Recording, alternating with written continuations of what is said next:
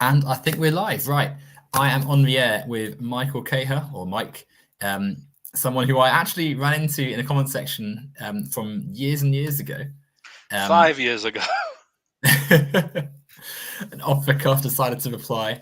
And just from there, we've decided to do a little impromptu stream, a bit of a mini debate, a bit of a discussion about the Indeed. things we saw in that comment section. There's a little chat about capitalism, communism, all the various ideologies and systems that people have on their minds. And we hopefully should be quite interesting. So how are you today, Mike? All right? I'm doing all right in yourself, sir. I'm pretty good. As I was saying a moment ago, I'm still recovering a little bit from a bit of athletics strain, but that is something that is part of the course, right? There's nothing, you can't, no pain, no gains are saying, right? So Absolutely. I'm sure my legs will feel a bit better in time. Anyhow, as you are the guest on the channel, feel free to make the opening statement. Where would you like to begin our conversation?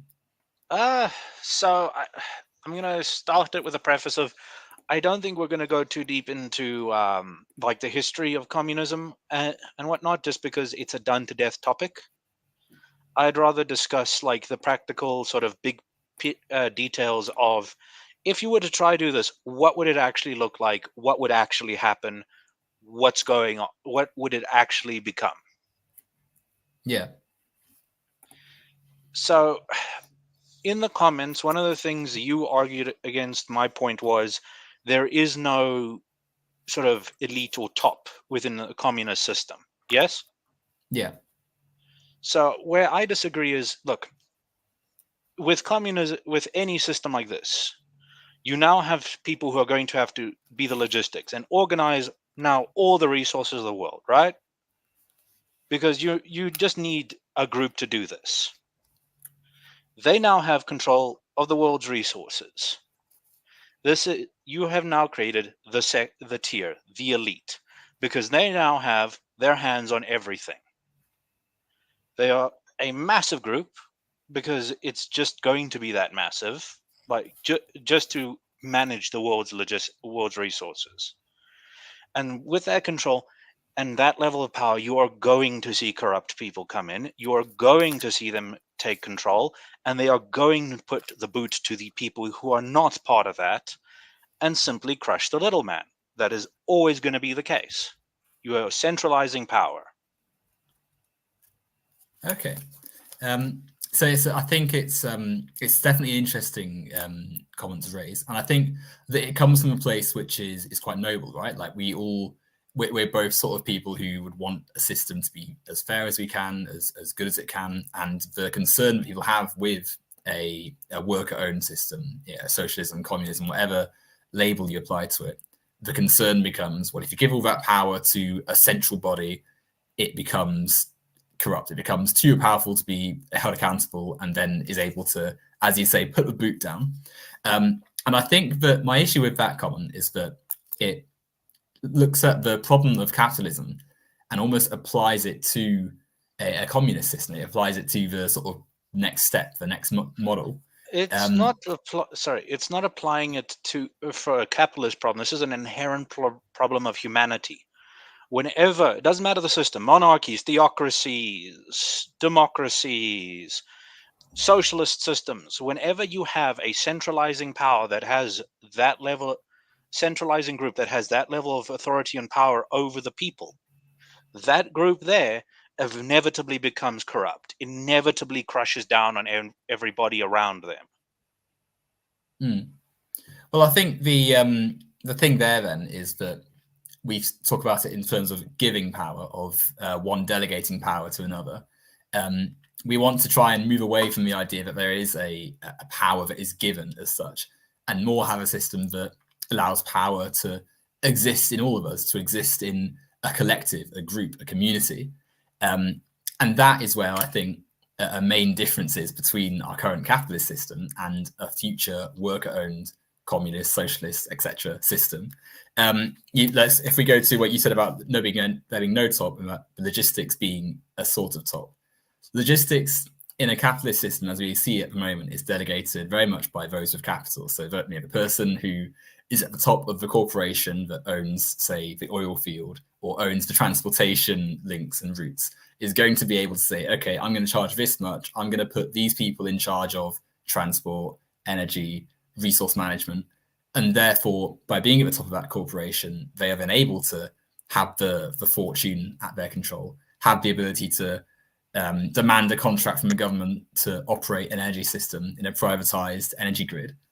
In an equitable and fairer system, you'd see this power existing at each level and answerable to each other. So, for instance, if energy is coming from a non-renewable energy source, for instance, so like wind farms, solar panel farms, geothermic, what's it called?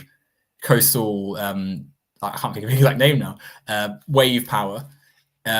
All of these elements of society are hydroelectric. Thank you. There we go. I couldn't think of the name then for a second. These are all, because they are part of the land, and the land is not privately owned anymore, they belong to the collective. There's no one individual who can say, okay, this is mine to make profit with. It's collectively owned.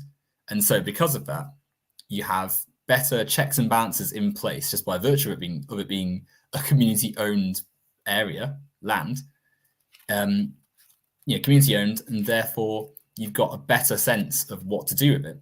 There's more checks and balances that prevent an individual using it as a bargaining tool to make themselves richer. Okay, I disagree there. So first off, even in your example, the costs don't just go away. They have to be paid at some point. Like, the fuel doesn't magically just come out of the ground. Of course. Someone's got to extract it. Of course. And all the resources that you're talking about are community owned. The second they give them up to this central logistics center, whatever you want to call them, right?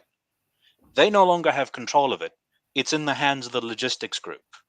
And that logistics group, because of that, holds the power over the people. They can claim to be for the people all they want.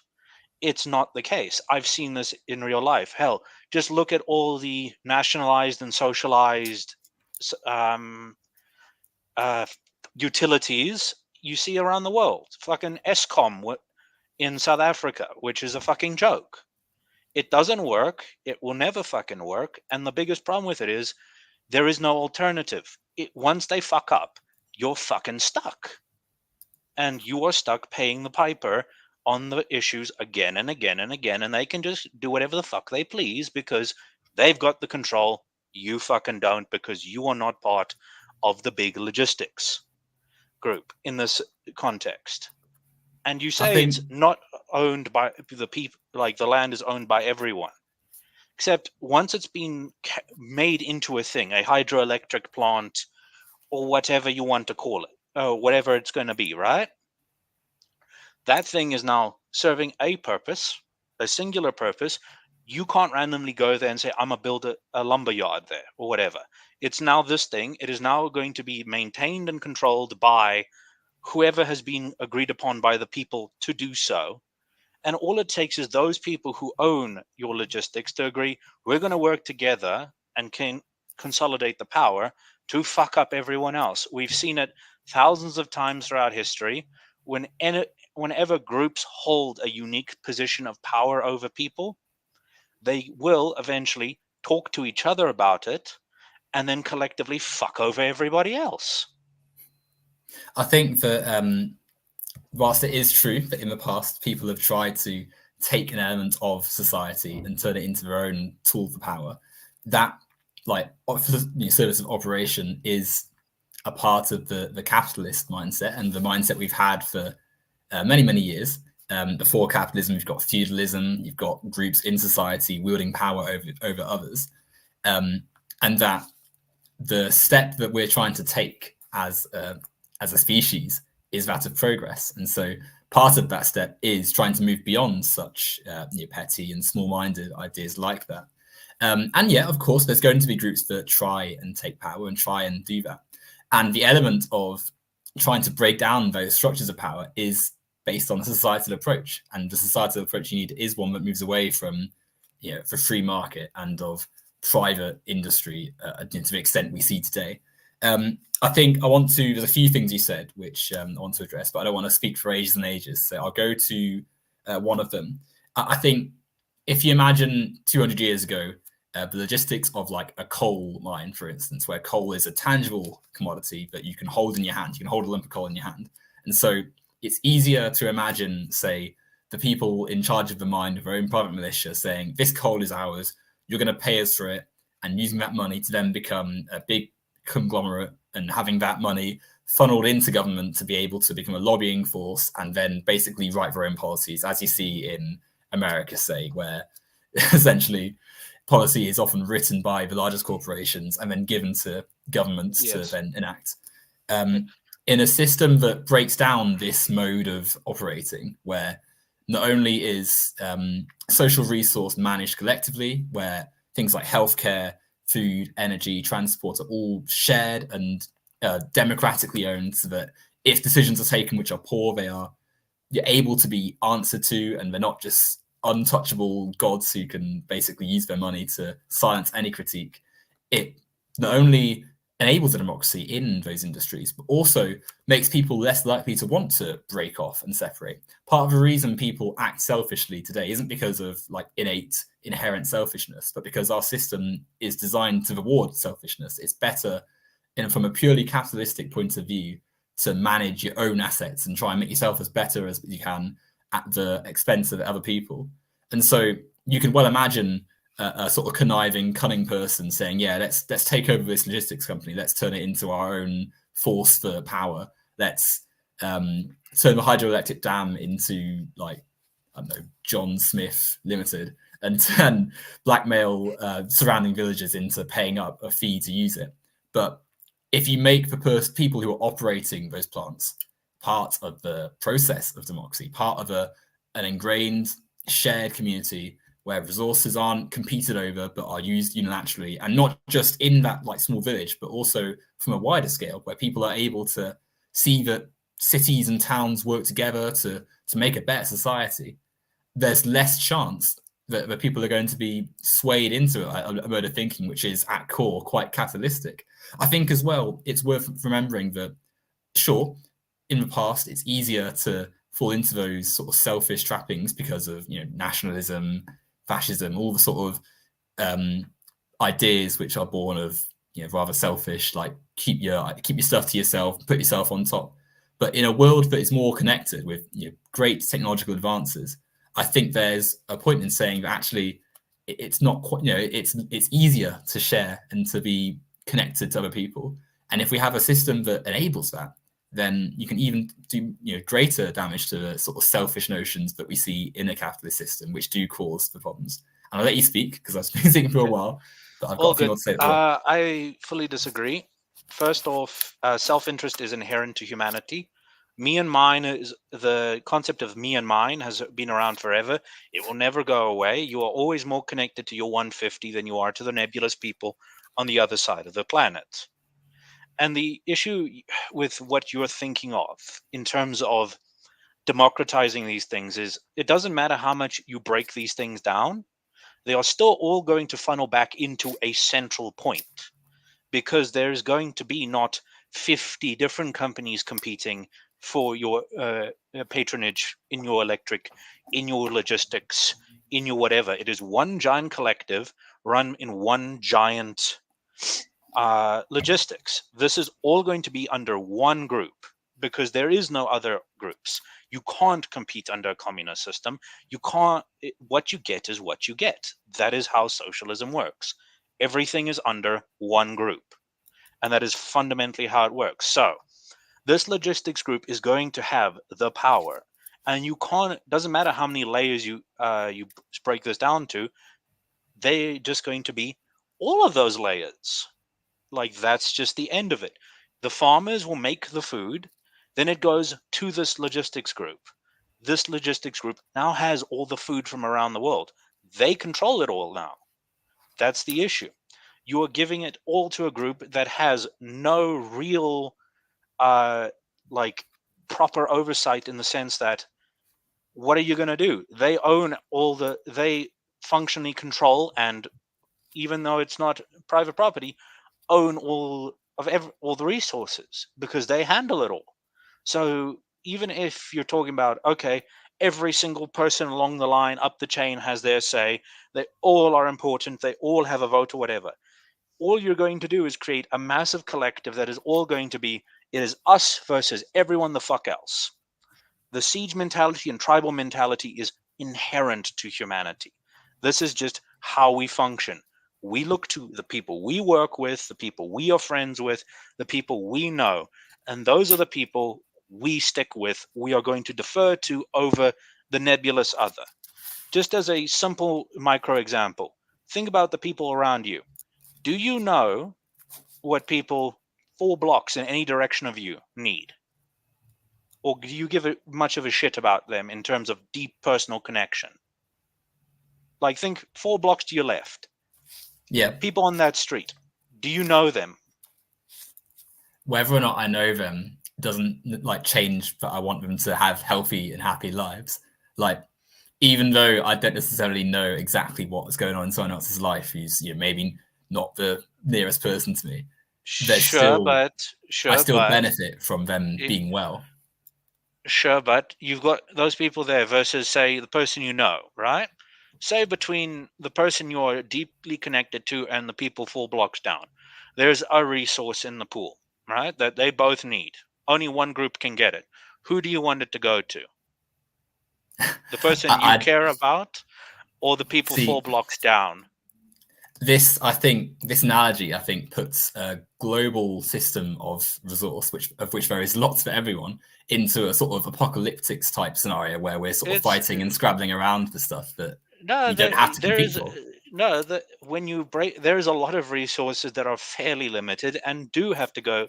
That in a system like this, when you go to that macro scale, will have to be divvied up based on who needs it the most, where it's going to do the most work, and that is going to come down and more often to who do I like, who do I know works, rather than the nebulous other. This is just how humanity functions. We've seen this forever. What makes you think that suddenly humanity is going to fundamentally change? I think that we're slightly ignoring here the history of the fact that for most of human civilization, we have been stuck under quite poor systems of organization. That as we've increased the amount of democracy and of fairness and of more sound structure in our society, humanity has massively progressed over time to where we are now. Imagine 150 years ago saying that everyone's going to have a right to vote and everyone's going to be able to have clean access to water and food and drink, working electricity, of actual leisure time. Imagine saying to like a serf in a field that actually you can choose what color your house is going to be and where you live and all of that. They would laugh at you, right? In fact, they wouldn't even laugh at you. They'd probably be like not even. They'd go back to the field because they'd get like shot by the leader. I mean, historically, field, right? Like, I get what you mean. Your timeline's a little off, but I get what you mean. Because you're talking like 150 years ago, that's 1900, 1870. Okay, so 250 years then. Yeah. Because like then they'd actually be a bit more believing of it, since like that is peak industrial, like the start of a very big industrial revolution period. Yeah, still a bad time for a lot of people. Oh, it's a bad time, but it's also a time of great and rapid improvement for a lot of people's lives. There's a noticeable improvement prior and post-industrial revolution on the 100%. Average person's life.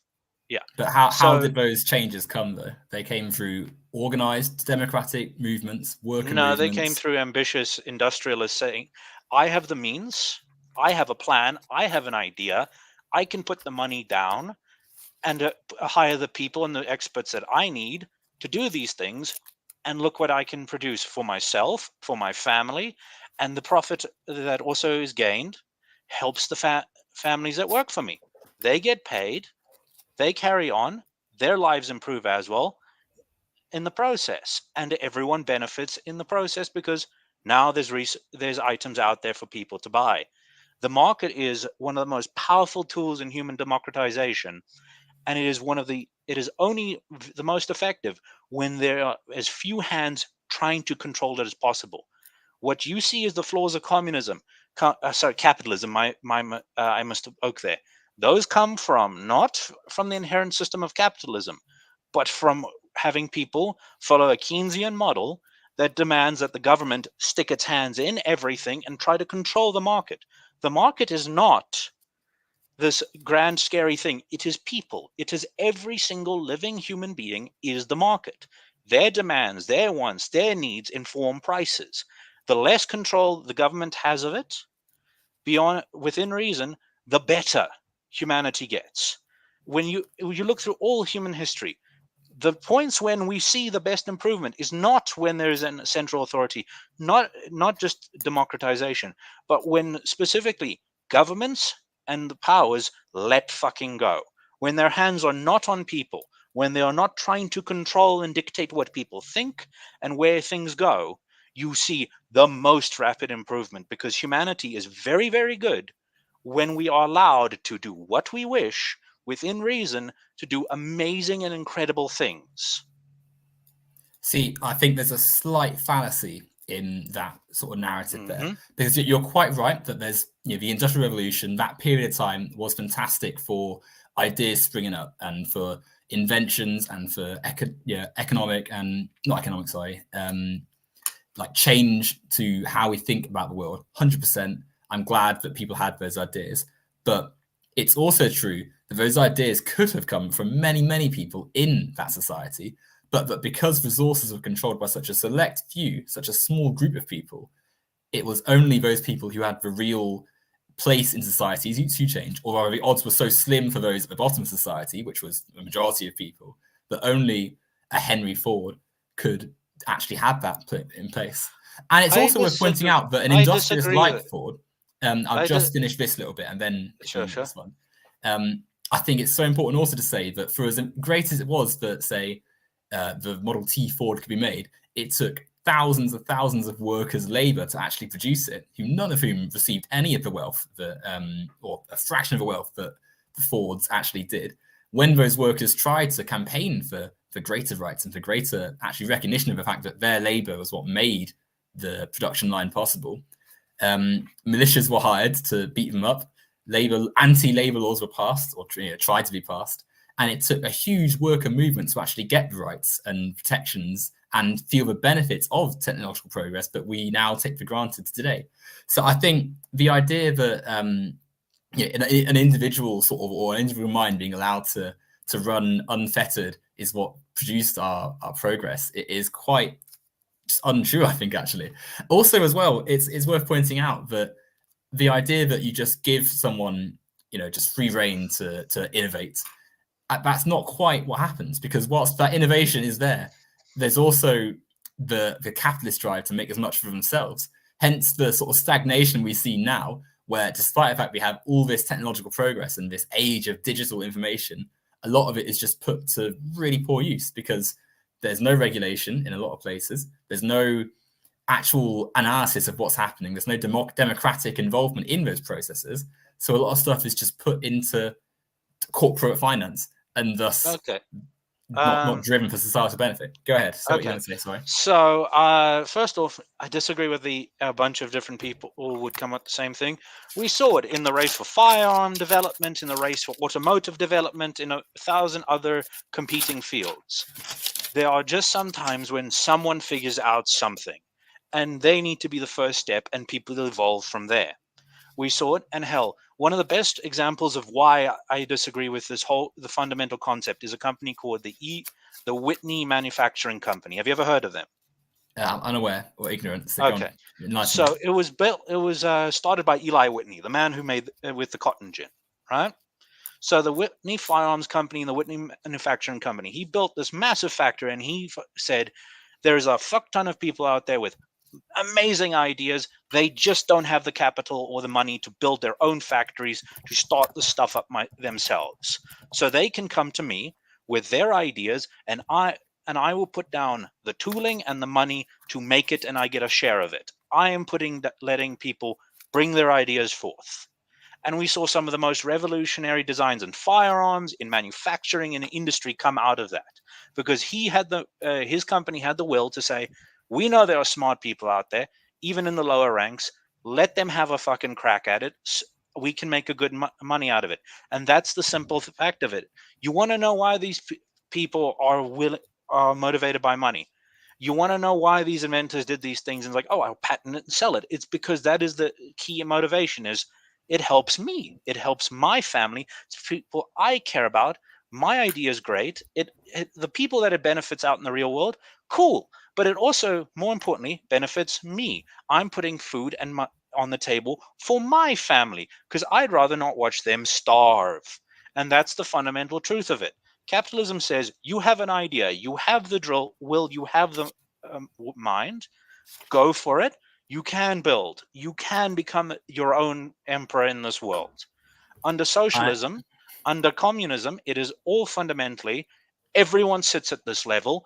Doesn't matter if you have the great idea, you're going to sit at the same fucking level. So why bother talking about the great idea and putting it out to everyone else?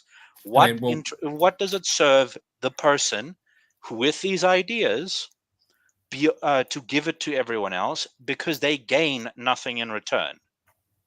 I think actually it's the. I'll come on to what you said at the end there. But I think the cotton company is quite a perfect example to sort of sum up what I'm saying, really, because the history of cotton is the history of slavery. I'm assuming this company, the Whitney Company, was what, late 1700s, early 1800s, because 1800s right into the 1950s, and they've built many things, not just the cotton gin. That was just the start. Cotton's what made the US rich. It's what is massively influential in turning the US from former ex-colony into empire, into biggest economy. It was one of the resources. It was one of the resources. It was the main also one. Tobacco. It was 100%. Tobacco. There was also okay. Tobacco. Mining was also a concern in certain colonies. I forget which one. One of them was a major coal producer. Well, that's another one, though, because the lives of people who went down those mines was abhorrent. The slaves who made the cotton, who picked the cotton at a rate that was made it profitable, that fed all the factories in Western Europe. The slaves produced that, and when they needed more cotton, the slaves were whipped harder and were told to make more, or to pick more rather. And so you're there perfectly to me describing how this has gone. Okay, hold up. We're getting into a bit of an emotional argument here, but here's the thing. Even at the end of, within the context of slavery, within cotton production, that was coming to an end naturally because of industrial processes, and it was found to be cheaper to bring in skilled workers with machines to do the job. There was a naturally ending process of this. We saw it across the globe. Slavery was becoming less profitable in a lot of industries simply because machinery was doing their job for a fraction of the price to feed them and clothe them and house them. And you could have less people doing more work faster. We see it now. Look at a farm now. Look at your average farm now and consider it requires a tenth of the labor it used to produce the same amount of crop. Simply because of machinery. That is true. Machinery has made that much more efficient, but that's not why slavery ended, and that's certainly not how we. It's no one. Hold up. Which country are we talking about for the end of slavery? Because there's a shit ton of different. Okay, within the US, the slaves who were in America were producing a vast amount of cotton. If you actually look at the mid 1800s, the amount of cotton that they produced increased, despite the fact that you've got all these technological processes and the fact which were being brought in. You were seeing the industrialization of the South. It was, in fact, one of the contention points that brought about the Civil War was that the South was industrializing. It was becoming what about the Civil War? The North, the free North versus the slave owning Oh, you South. mean the free North with Abraham Lincoln, who, in his Emancipation Proclamation, famously didn't emancipate a fucking single slave. He had Abraham Lincoln. So go ahead. The Emancipation Proclamation. Yeah, can't talk right now. All the states listed were states he did not control. In fact, by county, by state, states that had slaves in the Union were excluded within his proclamation. It only affected Confederate states, and it meant fucking nothing because of it. Hell, one of the more famous stories of Abraham Lincoln is during the early part of the Civil War, he and the Union were getting their asses whooped by the South. So he calls out and sends a letter to a very famous general at the time, Garibaldi. Have you heard of him? The Italian nationalist. I've heard of Garibaldi. Yes. Sends a message to him, please, I need better generals, come help me. Garibaldi says, cool, I'll come on one condition, you free all the slaves. Lincoln doesn't say a fucking word back. The machinations of certain events in the Civil War don't change that slavery was what the Civil War was about, and don't No, change it was about that the states' South... rights. No, come on. It was Slavery. everyone. The No, South. it was If the South literally about hadn't, states' rights. it was literally about slavery. The South It was wasn't. planning It was to provably. extend You can look to at all the extend its power. documentation. You can look at all the documentation. It was about states' rights. Slavery didn't even come up. Hell, Lincoln inherited from the prior president a secession crisis that evolved into the Civil War. He was ready prior to the Civil War kicking off to sign an amendment that would have made slavery permanent within the U.S. We know this, At the core of the actions and machinations of all the southern states was slavery. The expansion of those southern states further west, and the claiming of more territory, the advancements of manifest destiny, slavery was at the core of that. And going back to the Manifest points destiny about was carried over in the Union and the Confederacy. It was part of neither group. 100%, because racism in America. Racism in America. Don't get me wrong. I'm not saying the North is some like angelic, place of yes. Neither side was good. Like there was no face in this particular. But very clearly, one side there, the South side, was very clearly the pro-slavery. We're going to die and fight for white supremacy. Except most of the states that joined didn't care about slavery. They didn't mention they weren't didn't interested. Care about slavery. Half the states in that situation, within their declarations of secession, they mentioned that slavery was not a part of their concern. It came down to states' rights. They wished to have the right to slavery. States' rights to determine their own laws in their own government. Yeah, laws about slavery. Like that's It's not about slavery. Hell, multiple states mentioned that slavery was not what they were concerned about. They were concerned about their right to determine their own governance, because what Lincoln wanted was to import a far more federal system, i.e., the federal government is rule and law over every state and what the states can do. That was the primary concern. No, because horribly no. Can you imagine if those southern states had been allowed to just run amok how they saw fit? The most ardent believers in white supremacy. If they hadn't had intervention and there hadn't been action taken against them, God knows what would have happened. Because you only have to look at we have a pretty 100 good years idea. later. Take a look at the rest of the world. Slavery came to an end naturally in a lot of places without force through economic means. This was going to happen in the South because they were industrializing.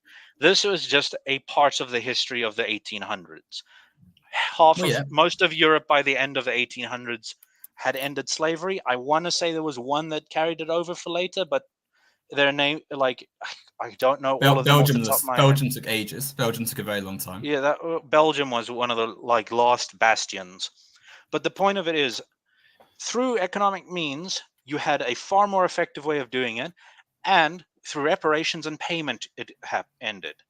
With what happened in the Civil War, it ended states' rights in a massive fucking way that has allowed the federal government to run rampant over America in ways that has damaged America irreparably. No, I cannot disagree more. If the federal government had not existed, again, don't be wrong. I'm not like, oh yes, this is the way that society should be. No. I'm not saying the federal government shouldn't exist. I said the federal government's expansion of power over the states has caused irreparable damage. The Civil War was the spark of that irreparable damage and expansion of the federal government over the American states. Prior to the Civil War, if you had asked people then, what are you? They would say, I am Jim Beam of Kentucky, one of the United States of America.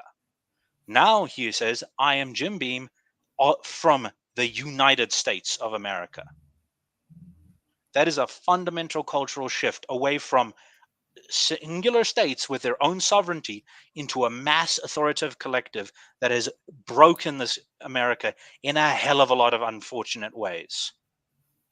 The breaks in American society that we see today and saw through the 20th century and even the early 19th century, to me, have no relevance really to the central issue of that era, which was the fact that the people who produced the wealth of the United States were enslaved people, forcibly taken, or the offspring of people who were taken forcibly from another continent and then made to work for American billions to be made. And at the core of capitalism here in America, here in the UK, anywhere you like in the imperial age, was that enslaved population or oppressed people, or even people who weren't enslaved but were still the working poor being exploited. You know, imagine being in a coal mine in 1850 or whatever, and it'd be terrible. You're There's managed like, by the look, shift manager. You're basically working under. You are basically a slave. In fact, actually, the white poor of America, one of the main like propaganda tools was that, oh, you're poor and you're scum, but at least you're not black. At least you're part of white America. And it's through unpacking that lie and recognizing that actually capitalism creates these racialized barriers, and capitalism also creates the atrocious conditions of the working poor, that we actually progress. And as I was saying earlier, those labor movements, which actually produced the rights and the protections and made it so that you weren't having to work in abhorrent conditions, are what actually gave us the chance to actually feel some of the benefits for improvements to society. I feel like we could talk for a very long time about the history of America, but my point about all of that initially was that if we have a move to a more democratic model of society, where people who are involved in the production are able to have some say in what is done with their produce. So in this example, the people who were picking the cotton were able to actually benefit from the produce and wealth generated by producing clothes and materials out of the cotton. You would see a more democratic society where people were engaged in their economy, were able to actually benefit, give benefits to the land and produce their own culture and their own materials and art and all these wonderful things we enjoy in society. And so from that, you actually have a society that is more equitable and more able to produce new ideas from a wider pool of people than just, Bob Johnson and his family and anything Bob Johnson wants is going to make him richer. And I think that's so important. If you have a society that everyone is able to participate in, then you have a better society than the one where a handful of the richest people basically decide everything and nothing gets done. Okay. From you, just going back to the start of your point, the people who pick the cotton have a say in what the cotton is used to produce. Yes, that's you're saying. They're slaves. Oh, you mean in the hypothetical? Yes, sorry. In the example you're using, I said. Yeah, sorry, I misunderstood. No worries. Yes. So at that point, right, from that, they have a say and say, we're going to move it to this group or whatever, and they get to do with it, whatever.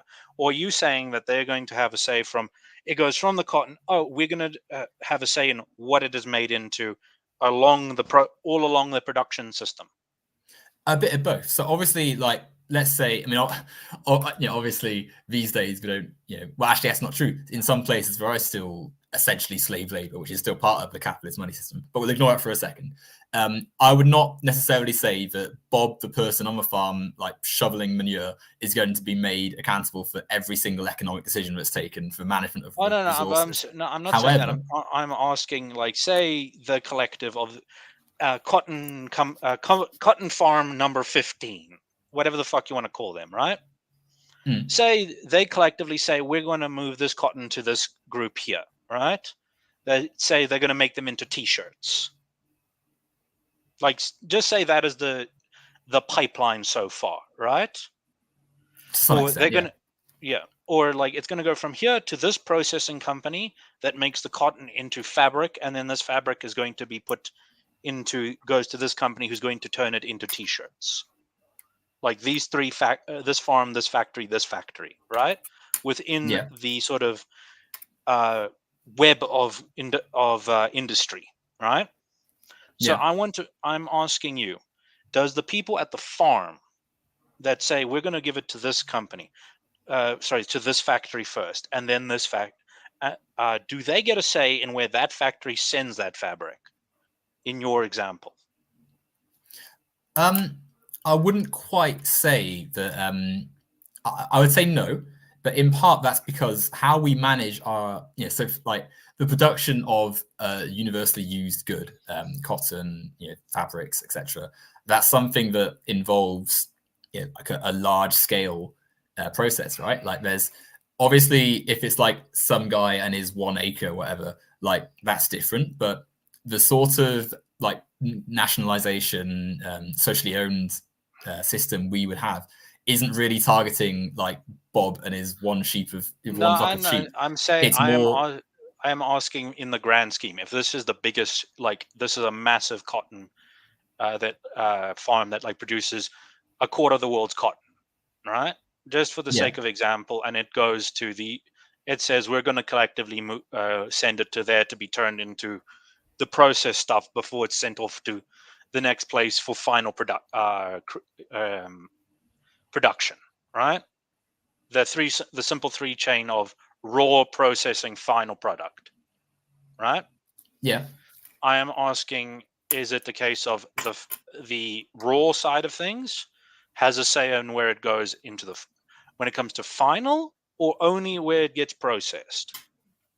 Well, I think it's a like collective, right? That's just a team. So you've got obviously, I imagine like a board of people who are qualified in their expertise. So a farming expert, transportation expert, economics expert, people who have gone through various processes.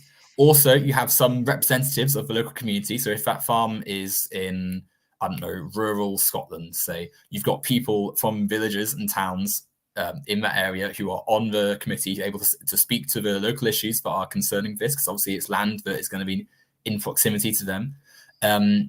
You have a body of people who are able to decide where it's best to allocate resources on local level, national level, and eventually we get to like a global sort of, almost like a UN of sorts.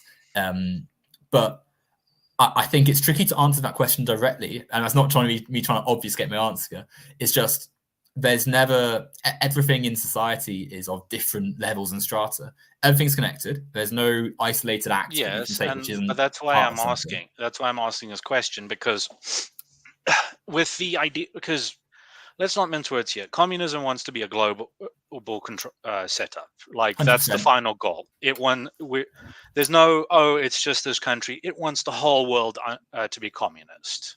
Yep, and right? that's a major 100%, Like because we want everyone to enjoy the fruits of everyone's labor. Yes, that from this one's skill to that one's need, as the famous saying goes, right? Yep. So the reason why I asked this is because fundamentally you're asking for something that is at a exponentially more difficult scale, and we have never seen a working model on a micro scale. We have seen attempts at socialist countries. I know the old rejoinder of it wasn't real communism, whatever. But we have seen these countries attempt it in some way, and we have not seen a functional example on a state level or a provincial level or a national level. What makes you think that this system can somehow work on the exponentially more difficult global level? What about the global level makes the secret sauce happen that makes this suddenly function? Okay, so there's three points that instantly spring to my mind when I hear this, the argument you've just had there, the thing you've just said. So firstly, I would say that the existing capitalist powers have a direct interest to not let any remotely left-wing socialist idea come to fruition, because it stands in direct threat to their power. Like you imagine, even in the countries that it's happened in. So let's take Russia, for instance. Russian Revolution happens. The Russian capitalists still exist, right? There's not, if you owned a factory like for your corporation in Russia and then the Bolsheviks take over and you've got out, you're not thinking, oh, well, that's that done now. You're thinking, oh my God, like Russia first and then the rest of Europe, and now you're making sure 100% that this does not happen anywhere else. And that's in part how we see fascism in Europe actually rise, because the capitalists of the time thought this is a huge threat to our power and put all their money and resource into ensuring that this doesn't happen. Hence Nazis in Germany, hence Mussolini in Italy, and so on and so forth. So Yeah. I think to go to the argument of, oh, well, we've only seen this not quite work in like 1 or 2 countries isn't really a very cogent argument, because there's been attempt, like it's not, there's no, yeah, of course they've not let it happen, because why would they? It's Secondly, not even it's not even just in the countries like that, but even within things like work communes, collective, hell, what the fuck is it? There's one in Spain, a worker collective. I forget what they're called. It's a big company. It's been around for a couple hundred, I think 100+ years now. They're a workers collective style company, right? Everyone. I know one you mean. I can't think of the name though. But you know, there's the one in Spain that's been around for like 100+ years, I think, at this point. Like, it was under the whole of fascist Spain's history. They existed. Like, there's an example there where, as far as I am aware, like I'd have to double check, but I'm pretty sure their wages are lower than the standard in Spain. Like, even when in places that it should not, that they've been allowed to, it fucking fails. Like, we've seen communes fail. This thing's been around, but it's not quite as potent as a raw capitalist company in terms of output, in terms of wealth gain, in terms of really anything. And we go on to just about any country that's attempted this. Hell, just countries that have attempted to put in socialist programs within themselves. Like, look at Europe, all the social programs that come out, right? Yeah. And Great then things. Inevitably they backfire. No. Sorry, go ahead. That's not. Keep saying your point, Simon. That's. I grew up in a country that is built of socialist programs. I'm originally from a country that has socialist programs, and I've watched them fail in both cases. I've watched it fail countless more times. They inevitably backfire, because the fundamental truth of them is they're only working when there's excess money, when there's excess to funnel into it. When times get tough, they often crumble to dust. But sorry to take us off on a tangent. You can continue with the other 2 points. That's all right, because the second point is actually somewhat linked to what you just said there.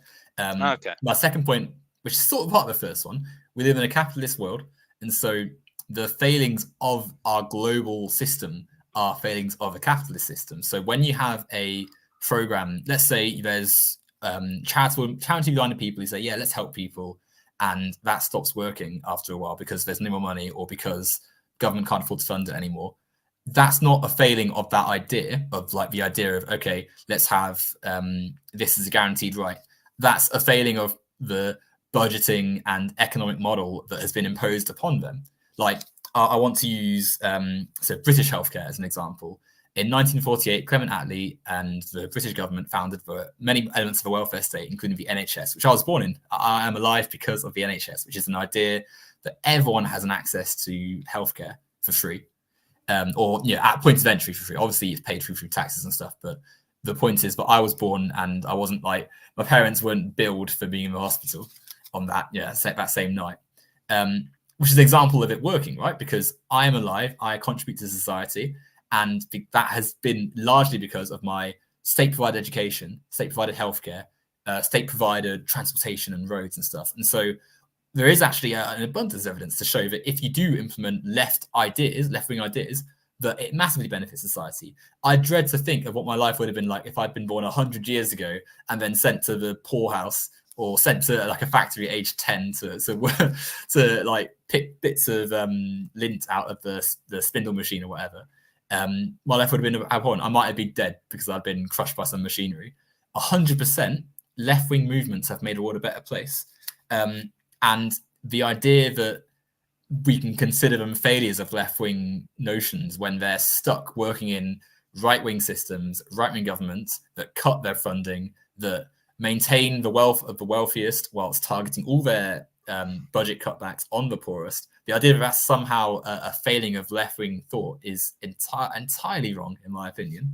But there's another point, I think, which goes back to why we look at like a change, a communist change, a change to a worker-owned sort of collective system. And I think that largely comes down to the fact that we need to change our current model of operation because there's something fundamentally broken and wrong. I think the environment is the biggest example of this.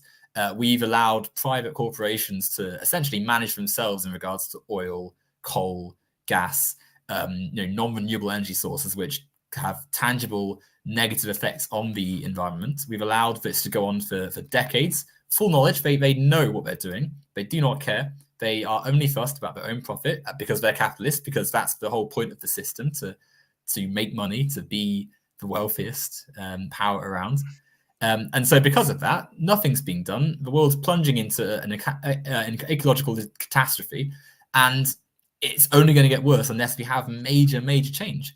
And unfortunately, we're at the point now where these companies they've known for decades they need to change, but they said they're not going to. In fact, they fund groups in government to claim that climate change is a myth, that it's not an issue. Okay, sorry. So there has to be change. Go ahead. Sorry, I'm speaking. Go ahead. No, this is a subject I'm actually pretty well versed in because for a time I worked with the local government to help with this sort of energy industry and clean energy and whatnot.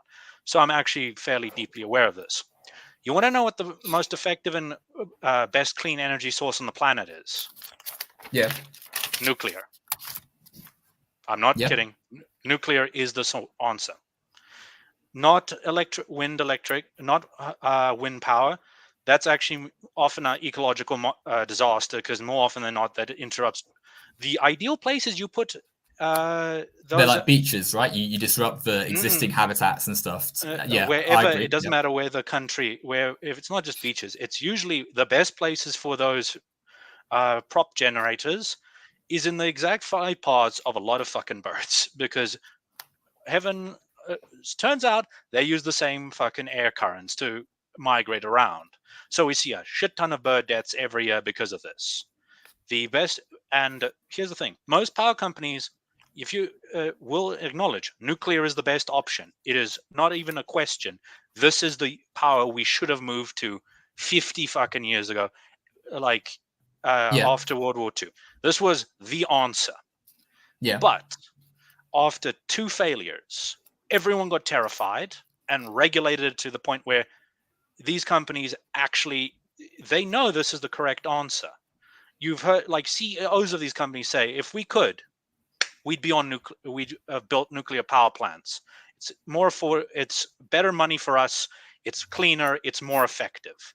But you're looking at a situation where they simply because of the overregulation, because of emotional-based regulation, wasn't logic-based. Because Chernobyl was a case of horrific mismanagement and poorly built. Like Chernobyl's 100%. Famous case of it was fucked up in its design and it just mismanaged, bureaucracy in the management of it. And it was poorly built, and then it failed horribly, and everyone shit their pants over it. And because of that, everyone you had a lot of movements saying, no nuclear, it's terrifying, we don't want it. So a lot of the time, companies also have to adhere to what the government allows them to do. And in this case, the government has decided on something that was based on an emotional reaction to an incident at the time we didn't fully understand why it was so, what happened. Because it only came out later how fucking stupidly bad Chernobyl was built. And because of that, we are paying the price still to this day. Once nuclear power becomes permitted again, as in the regulations saying no nuclear, go away, I guarantee you, most of these companies are going to hop on the nuclear train because of the massive benefits of it. And it's also a phenomenal PR move just because it's the best clean source of energy we have by far. I completely agree with a lot of what you said about nuclear power plants being fantastic in that their waste produce is not some horrible smog that goes into the atmosphere. It's a nice clean steam. It's nice and Um, manageable and easy to control when you're not an yep. idiot. Obviously, you've got to make sure that the uranium or whatever you're using is dealt with. But I've seen videos of how they do that. It's it's buried far away. They've got their It's also processes for just that. it's also one of those things where we have gotten very fucking good at it at this point. Like 100%. this is not a like half art, half science anymore. This is the people who know how to do this can do it in their sleep at this point. It is that straightforward for those specialists in the field. I 1 billion% agree. We're in complete agreement there. I think then we need to look at the sociological reasons as to why nuclear power has been dropped by a lot of countries and nations, and why we're stuck in a position where, had we implemented a lot of these nuclear developments, I know you say it probably, nuclear developments. Don't worry, it's a word that like trips up everyone in a long conversation.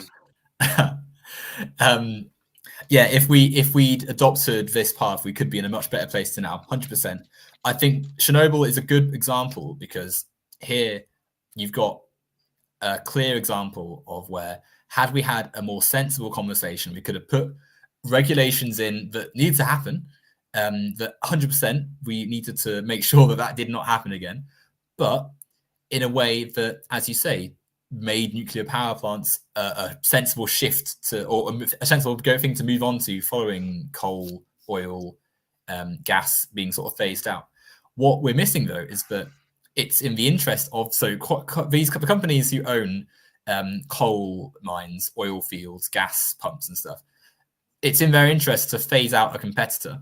It's in their interest to make sure that they're the top dogs getting the government contract to produce energy for their nations. And so when they see these disasters happen, they think, okay, right, mass hysteria time. Let's get rolling coverage of Chernobyl, treat it as a mass hysteria, treat it as though it's nuclear power plants which have caused this and not the mismanagement and bureaucracy and all the other as I stuff said, happening. at the time, the journalist, to be fair to the journalists, and I'm usually not very fair with journalists, in this particular case, what they knew of Chernobyl when it happened was a lot of it was the bullshit that the USSR put out. That this was a up to standards, mighty facility, beat chest, Yeah. Okay. USSR #1.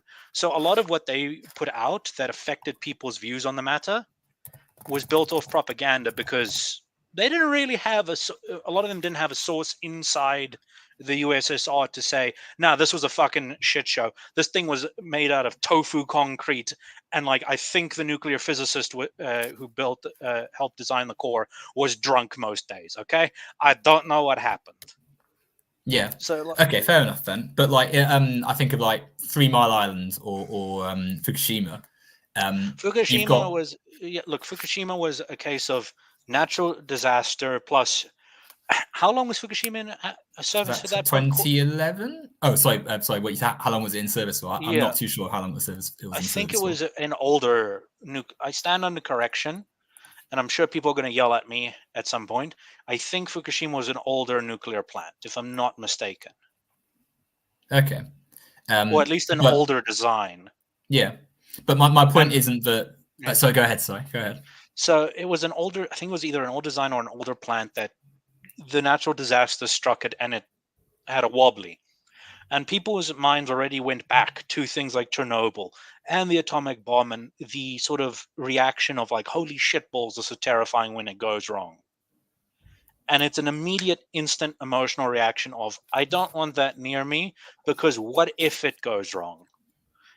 Like, an unfortunate thing of nuclear power is it has a reputation that has come about.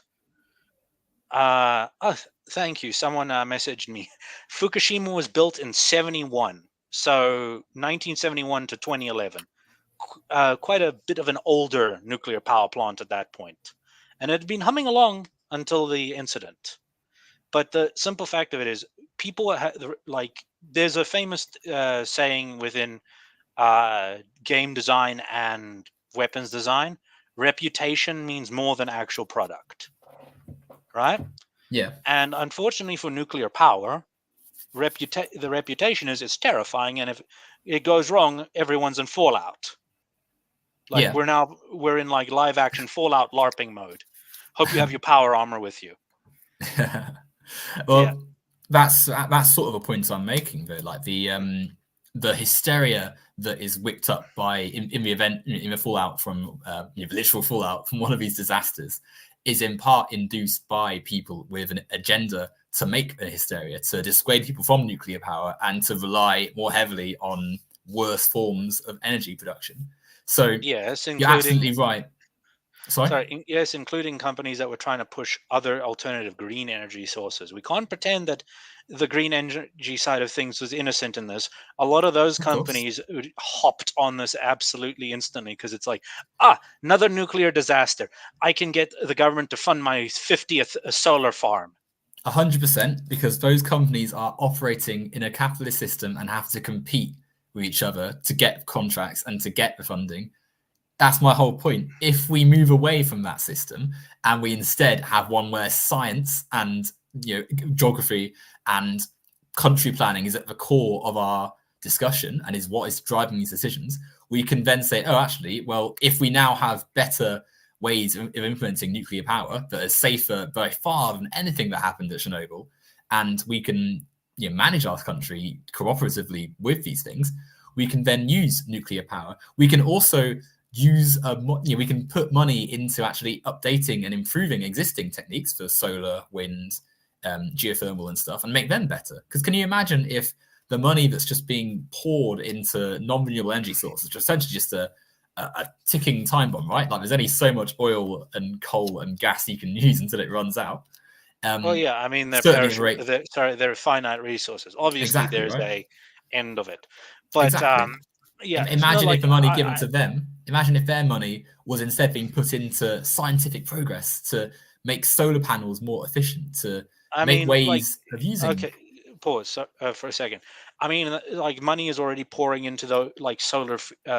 Solar is not the best example, just because solar is also one of those ones that seems to be humming along and progressing quite comfortably. Like a lot of companies are making more efficient, more effective solar panels just because it turns out there's a lot of places where you can throw them out and they're really fucking good, especially like on houses. Like one of the common things you'll see here, in South Africa, is people put up solar geysers and solar systems to charge up inverters, battery inverters, because the nationalized power grid is terrible and not reliable at fucking all.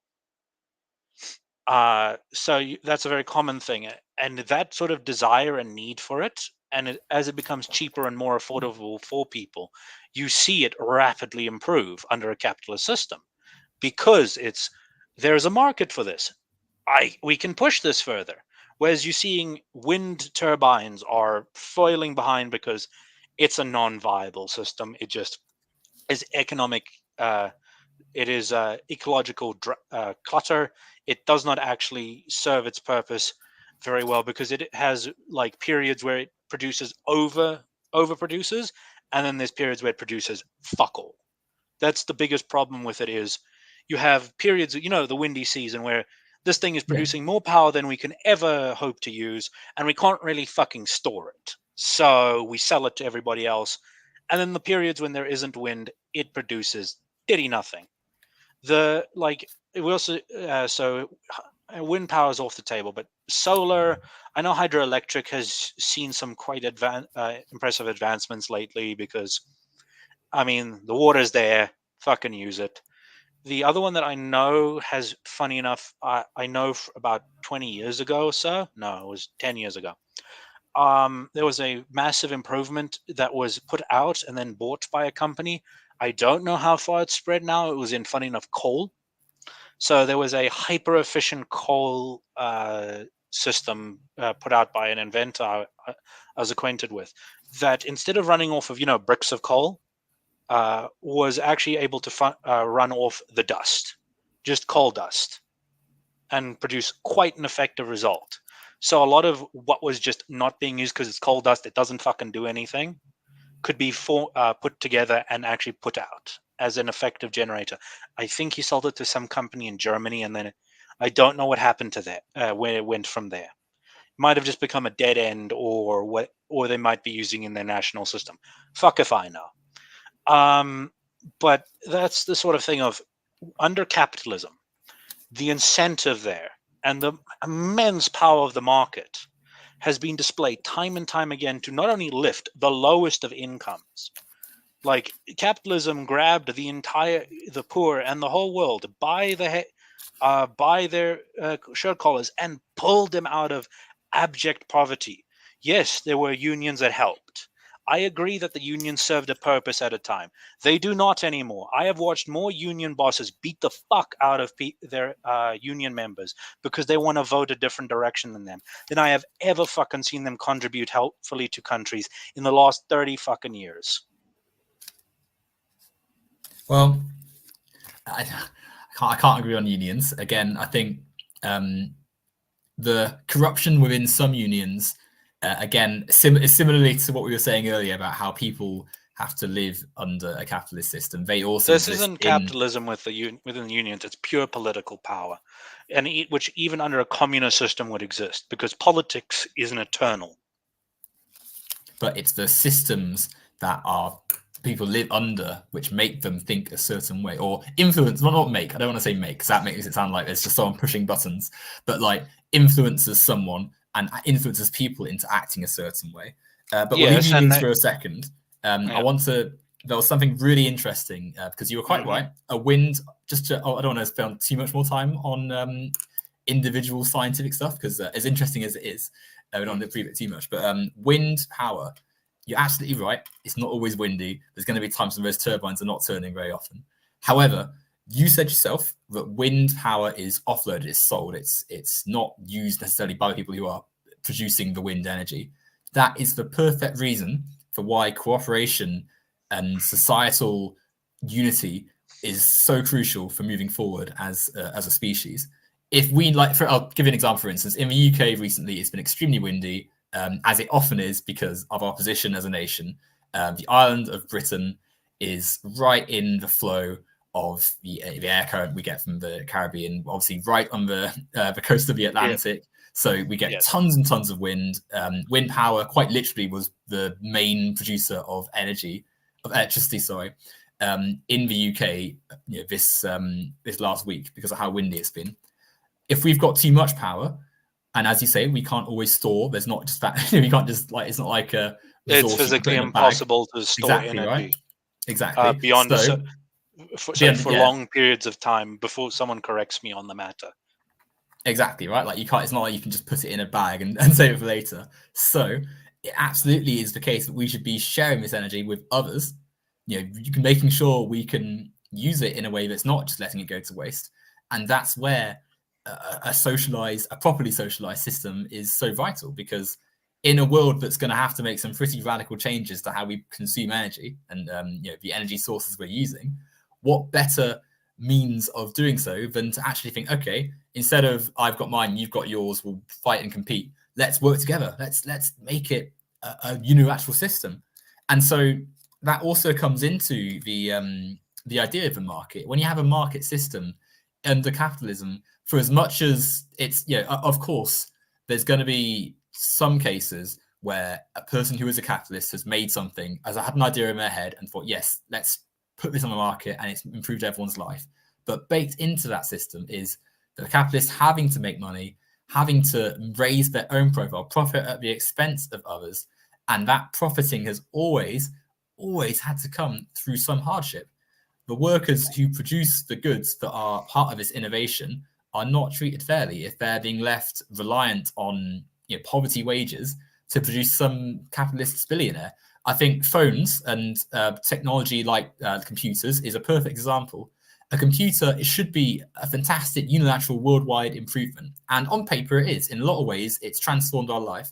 However, the way that labor looks to actually make those computers is abhorrent. And we can start in Central Africa, in countries like Congo, where rare metals are taken in atrocious conditions out of the ground. The way people live their lives in countries like the Congo is just disgusting. It doesn't even bear thinking about. The metals are then taken over to like I don't know, Taiwan, Southeast China, along the Chinese coast and stuff, to work in factories. That Foxconn is that horrible factory where the workers are treated like basically slaves. They live on site. They don't have any breaks, or the breaks they get are like half an hour at the end of a 10-hour working day. Yeah, yes, and yes, then yes. and like, you know, that whole process is just exploitation, 100%. And that is what has produced the billion trillion dollar markets that are dominated by one or two companies all using the same techniques. Now, that is what the market represents. That is ultimately what markets and free market capitalism, certainly, you know, as we see it today, has become. And to me, that system is inevitable when you have deregulated capitalism, because, of course, a billionaire capitalist is going to want to make more billions, to stay on top, to stay in power. Unless we move away from that system and have one in which the main goal isn't just making tons of money, but actually producing a society that's better for everyone to live in, until that's the core of our system, of course there's going to be exploitation. Of course there's going to be misery, because that's profitable. Okay, so I disagree on a lot of fronts there. First off, you say, so you said with the power, we'll start from the front and go back, go through it. So you said with the power, the excess power in Britain under unilateral system would just be shared elsewhere. Here, under the current capitalist system, it would also it also gets shared to the people who are willing to pay for it. The companies who buy it off the company currently producing the excess, and then the people benefit through it. There is a flow of benefit that comes from this. But And it's then, not equitable is the issue. okay, any equitable results means the people. It doesn't mean everyone gets treated fairly. It just means everyone gets the same. But anyway, so sorry, you kind of cut my train of thought. So sorry, I didn't. Go on, you go ahead. Sorry. So it was that, and then it was. What was your second point? Sorry, you completely derailed me. Apologies. Sorry. Yeah. So was it? You said power. We spoke about how what was it? The market, I think, was the second Yes, point the after market. that. Thank you. So within the market, what we are seeing now is not a free market and a very deregulated market. In fact, we are seeing a hyper-regulated capitalist system, and that is why it's shuddering and shaking so hard. Is the market and the economy works best when there is few hands squeezing on it as possible. But you see these countries now with their Keynesian models. That is the fundamental issue with a lot of. You like to talk about the fundamental flaw of capitalism. The issue is the fundamental flaw is not within the capitalist system, but within the structures being used to engage with it currently. That being a Keynesian model, i.e., the government will step in constantly. When these big corporations fuck up, the government steps in to save them. I am a proud and maintainer of that the Hayekian model would solve far more problems than communism would ever do. The Hayekian model states that let losers fucking lose. As in, if a big corporation goes down, there isn't a government bailout where the taxpayers have to save the day. No, the company falls down. What regulations are in place are there for the safety of the people, yes, but the government does not get involved unless it has to. The fundamental issue here is the government and a lot of these corporations are one and the same. It is a Keynesian system. It is a fundamental flaw of the system, not of capitalism, but of the Keynesian model itself. And the problem with it comes down to, I guarantee you talk about these billionaires and these massive mega corporations, right? I guarantee you all of them have skirted some regulations. They break the law. You don't get that big without breaking the law. That's a fundamental truth in business. You're that big, you've broken the law at some point and skirted it. Yeah. If governments were separated enough that it wasn't in their interest to let them continue breaking the law, if they were separated enough where the government is on its own, in its own little world, and when the problems arise, they step in and solve the problem, right? I'm just for context, I am a supremely small government, as little as possible and little involved in fucking lives as humanly possible, because government has never really helped many people. It's only been a fucking burden on people. It's always a tax increase for very little gain for the average man. But within this context, if they stepped away and actually enforced the rules they had on the books instead, though properly, those megacorps would not exist.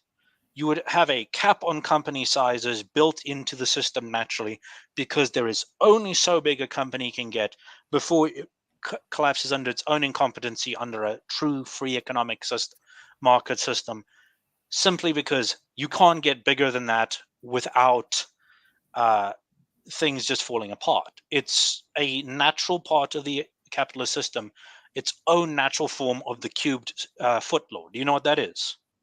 What's the cubed foot law? Yeah. Basically, any creature can only get to a certain size. Oh, right. Yeah. Okay. Yeah. Anything larger than that, it will just collapse under its own weight and die. Yeah. It's why a blue whale can't exist. Yeah. On the land. Yeah. It's No, too big. Yeah. Yeah. So I think it's cubed foot law, but you get the point. That is a natural part of the free market. Monopolies as well are only existent within a system that is highly regulated, because within a system, we've seen it in the past too. One of the famous examples is, what the fuck was it? I think it was one of the big cities in America. It's escaping my name. I want to say it was New York, but there used to be, it was either New York or one of these other bigger cities. There was what are the fucking called? The boats that take you from island to island. Ferries. Ferries. Thank you. There was a ferry system there was a monopoly that came about because the guy who ran it was good friends with, I want to say, the mayor of the city at the time or something. Like, he was good friends with them. He more or less created a monopoly on it. You know what ended up breaking it? It wasn't regulation. It was someone else coming in and saying, I'm going to undercut the shit out of him. I'm going to put out a far more affordable model. And he ran the other guy out of business. And people had a far more affordable ferry to use. Because when there's a monopoly, obviously the guy who controls the monopoly can charge what the fuck he pleases, because who the fuck are you going to go to other than him, right? Yeah. The problem with the communist system is you are creating the world's greatest and world's largest monopoly and saying, please don't fucking be corrupt. Please don't fucking fuck us over. We'd really like you not to. The difference there, though, is that a monopoly in a capitalist society that we see in many examples today exists in that market and dominates that market. So for instance, I think of like football, for instance, a sport. If you want to enjoy sport, you're going to unfortunately run into one company or one or two companies which control the sport and set their own terms. And if you don't pay their subscription fee and for all their merchandise, then tough, you don't get to watch it or play or whatever. A communist society does not have that problem, because whilst, of course, there is a central element, that central element is the society itself. Like, society is the central of that society. Like, it's a tautological situation where you have, of course, there is only one answerable element, and that answerable element is the society. Which sounds. What happens when the society decides, for whatever collective reason, because some of the points we talked about in the YouTube discussion about this was free. The two I the two I really still want to get to, hopefully before the end of this, was the scientific consensus and the free and fair debate. Yeah.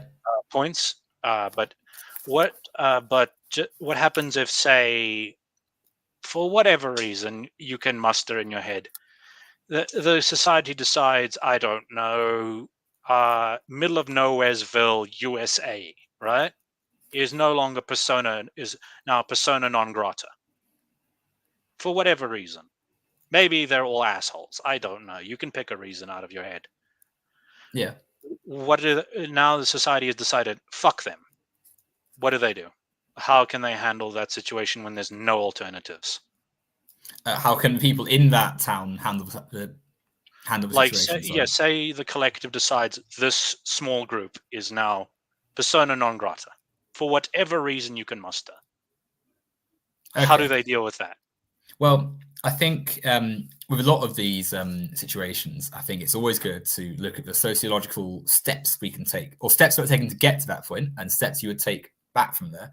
So if you've got a group in society that is, for whatever reason, negative or bad, you look at how they It get doesn't there, has to and you necessarily be they are bad. Society has decided, fuck them. but like society, okay, so society is a broad mix, right? So Yes. I'm imagining sort of scenario where there's just like one, like you say, a town full of awful people, or even just like a group that is not liked, because society is less isolated and separated and competitive and sort of spiteful, as it inevitably ends up being under a capitalist system.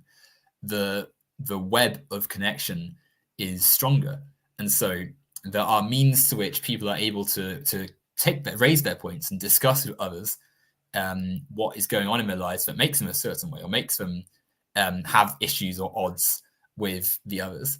Whereas in today's society, if there's an issue, essentially whoever's got the most dollars wins. Whoever's got the bigger bank account essentially is more likely to, or certainly more likely to win. Of course, I'm not saying it's a black and white, this will always happen. I It's just mean, a there's mathematical also the fundamental issue of whatever, like, just force of personality is a part of this that hasn't been taken into account, i.e., if there are just people who are very good at convincing others to think their way, right? Say, because of that, you can quite easily have a small group of people influence a far greater group to say, let's say, like, just for this example of the small town, right? Say there's like 30 people that fucking hate this town for whatever reason, but they're all exceptionally charismatic and persuasive people. They can convince this has happened. We've seen this in politics. A small group of people can muster an incredible amount of power over the common man through to think a certain way. It's just how it is. It's propaganda, functionally. Propaganda has existed for thousands of years now. Yeah. Yeah. Say you have this group that's exceptionally good at propaganda, for this example, right? And they proceed to go, okay, we're just going to say, fuck this town. Their recourse, the town doesn't have to essentially be awful people. It just has to get on the wrong side of the wrong kind of people in a collective society like that. Yeah. Because when everything's a democratic system, the masters of rhetoric become de facto an elite class in of themselves, simply because they can sway enough minds to get what they fucking want. But And in that case, then you look at how rhetoric is formed, how it's made, how it's established. Like, because you're quite right, rhetoric is something that is decided by people just through, through life. And I'll use another sporting example because I quite like sport. People will readily accept that Pele or Diego Maradona are some of the greats of all time, and a lot of people haven't seen them ever play. I'm too young to have actually seen either one play live. However, I've read Pele's autobiography. I find it a fascinating story. How a boy from are you into your football? Do you call it football in South Africa, or is it soccer? What do you? Both words are used. Like, there is a lot of different words for it. Football, soccer, idiski is one of the common ones also used. Yeah. It comes down to like who you talk to, like what their native language, like their primary language is. Yeah. Yeah, look, I'm not a soccer person. I'm a rugby Cricket and person. rugby then. Rugby, okay. We'll go Rugby, for rugby yeah. then. Let's think Also of auto some. race, auto sport, but that's not the best example, because auto sport is dictated by rich people. That is one of those ones where it is 100% a rich person's club because of and it has to be by function. With, like, that is one of those sports that only the rich really can participate in, because high-end fancy sports cars that go vroom vroom around the track are expensive as fuck. Well, exactly, right. Unless you're Lewis Hamilton, like 1 in a million odds, like most people are going to be super rich. Well, But okay, so, like, Hamilton's one of the like, the F1's one of the weird cases of there's natural talents, and even then they usually have a long career in karting, the lower divisions, before going up. And then you got the gentleman drivers, the guys who actually pay to play. yeah. Play, but that's another thing altogether. But, like, I get your example within soccer. I don't watch it, but I understand enough of the soccer culture to understand your example. Yeah, like Um, you. Sorry, go ahead. I'll ask another no, thing in a no, minute. no, go ahead. It's Okay. yeah. So yeah, you've got like the idea that rhetoric. You can bring about a mythology of a player just through the consensus. 100%, I get that.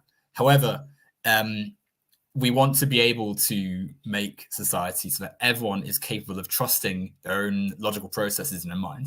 Like a lot of the reason rhetoric is formed is because we can't witness everything, we can't see everything, we can't know a lot of things intuitively.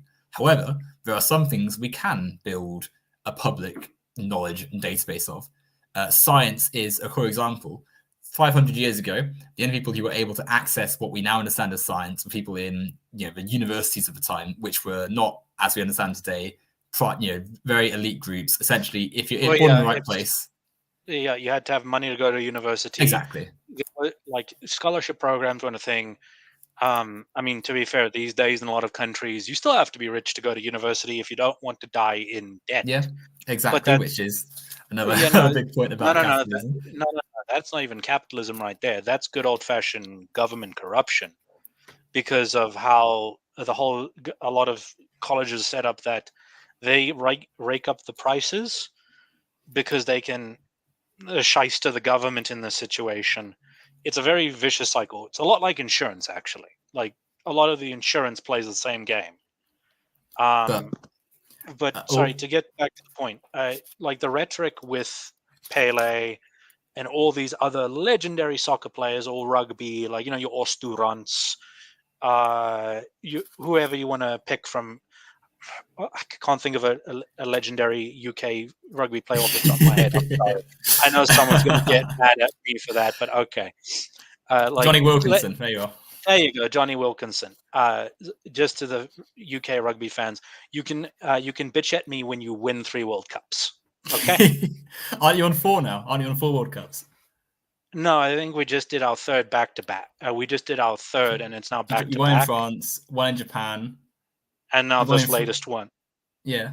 Okay, Yeah, so yeah, we just did 2 back to back, and I think we are. It's either actually, no, 3 or because you won it. 4. No, you've won it in South Africa. You Yeah, no, won no, it sorry, it in is 4. It is France 4. 07, Japan 2019, and then this one. So yeah, you've got 4. Yeah, sorry, it is 4, and we just overtook the All Blacks because we were tied with the All Blacks for most wins.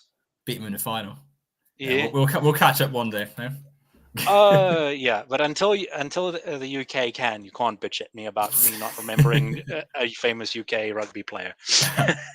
But anyway, when you look at the sort of legendary figures, usually what backs it up is their stats, a provable metric. That's where the mythos and the rhetoric comes from. Okay, sorry, I just heard the dog bark, and I just wanted to make sure it was the barking at other dogs. But anyway, that sort of rhetoric comes from a legend of quality of Pele doing these amazing things in matches and having absurd stats. Am I right? He's had records at a point, if I'm not mistaken, like world Yeah, records. of course. Yeah, that's Yeah, part of it, certainly. yeah. But That's how that sort of legend and mythos builds. What I'm talking about is with rhetoric and propaganda is the ones that aren't founded in truth, where it's just individuals acting out of maliciousness that causes these sort of damages to be possible. It's why I don't like central authorities. It's why I'm hyper no big powers, because the effect they can have on smaller groups is exponentially more damaging. But anyway, that sort of propaganda, that sort of rhetoric, can be founded completely on nonsense. It's just a matter of lying hard enough, often enough for people to buy it. Like yeah, one of the biggest industries where we see that today and has been for fucking ages is diet and nutrition. yeah. Because you're a sporty dude, you kind of know that every 10 years or so, half the shit that was said 10 years ago is turns out we were fucking wrong. Which is it turns out, yeah, it wasn't all fats that were a problem. It was the specific thing, or it's yeah, no, it turns out it was, I don't know, yeah, the fact for Americans, yeah, maybe we shouldn't put corn syrup in fucking everything. It might cut down on the everyone being a bit overweight. But yeah, that is one of those fields where unfounded bullshit, because of the right people saying the words, can have a exponentially bigger effect on world perception. And this is the issue. This is the issue: is you have individuals who can have incredible ripple effects on the world, and under a communist system like this, you would have it magnified even harder, because you say under communism people would become more communicative, right? Yeah. We are as communicative as I think humans will get, beyond cybernetic implants and becoming a technical fucking hive mind. Because Well, because people now only talk to as many people as they want to. There is a cap on most people's desire to interact and learn about the world around them. Because I'm sure if I were to sit down and talk to you about game theory or metallurgy or like the fucking engine in my car, at a certain point you're going to glaze over and start playing on your phone or attempt to eat your own foot. yeah, you're too captivating for that. But keep going. I appreciate the compliment. But yeah, you're talking about this sort of thing. Like, people have their interests. They have a cap on how many people they're going to interact with and communicate with. And you're talking about and communication now is as readily open as possible. Like, tomorrow I could randomly decide to talk to some random shithead in Japan, and then someone in Tokyo, in China, and then, well, not in China because of the Chinese regulations. I'm pretty sure they wouldn't let anyone talk to me on fear of death. But I could then talk to someone in Australia. I'm talking to you and you're in the UK. We don't know each other from a bar of soap at this point. We've only known each other for the collective of 2 hours. Yeah. And to be frank, I don't know how often we're going to interact after this, if at all. But anyway, there is a cap on how much people are going to interact, and with the technology as it is, we are as open to communication with each other as we can be. I don't see how communism would make us more open, since it's a case of not a case of there's a sociological factor. It's a straight up psychological fact of humanity. It's called the 150. Do you know what the 150 is? Explain it to me. What's 150? Okay, the 150 is the people the average human has the capacity to give a shit about in deep, meaningful. So in terms of interpersonal relationships and stuff. People that I interact with regularly. Yeah, the average person is hard capped at your 150, and that's your friends, your family, and your associates thereof. The average human is capped at 150. Some people can handle a lot more, but the average person's 150. And they don't typically have a desire to talk to people in depth beyond that point. So once they've hit that cap, they will talk to other people, but there is no desire to have a deep, there's not a lot of desire on a psychological level to have a deeper connection with those people, because you're at that capacity within your mind of, I can't remember more people. I can't remember their personal dramas and lives much more beyond this point. It is the simple physical limitations within a human psyche of, beyond this is the people I know, I trust, I understand well enough to have a deep connection of. People beyond that is people I don't have as much care for. And then further beyond that, as in the people on the other side of the planet, when bad things happen to them, I can go, oh, that's tragic. I feel bad for them, but it's not going to fundamentally break me the same way as my brother dying would be. That's the 150. You understand? It's just how part of humans work.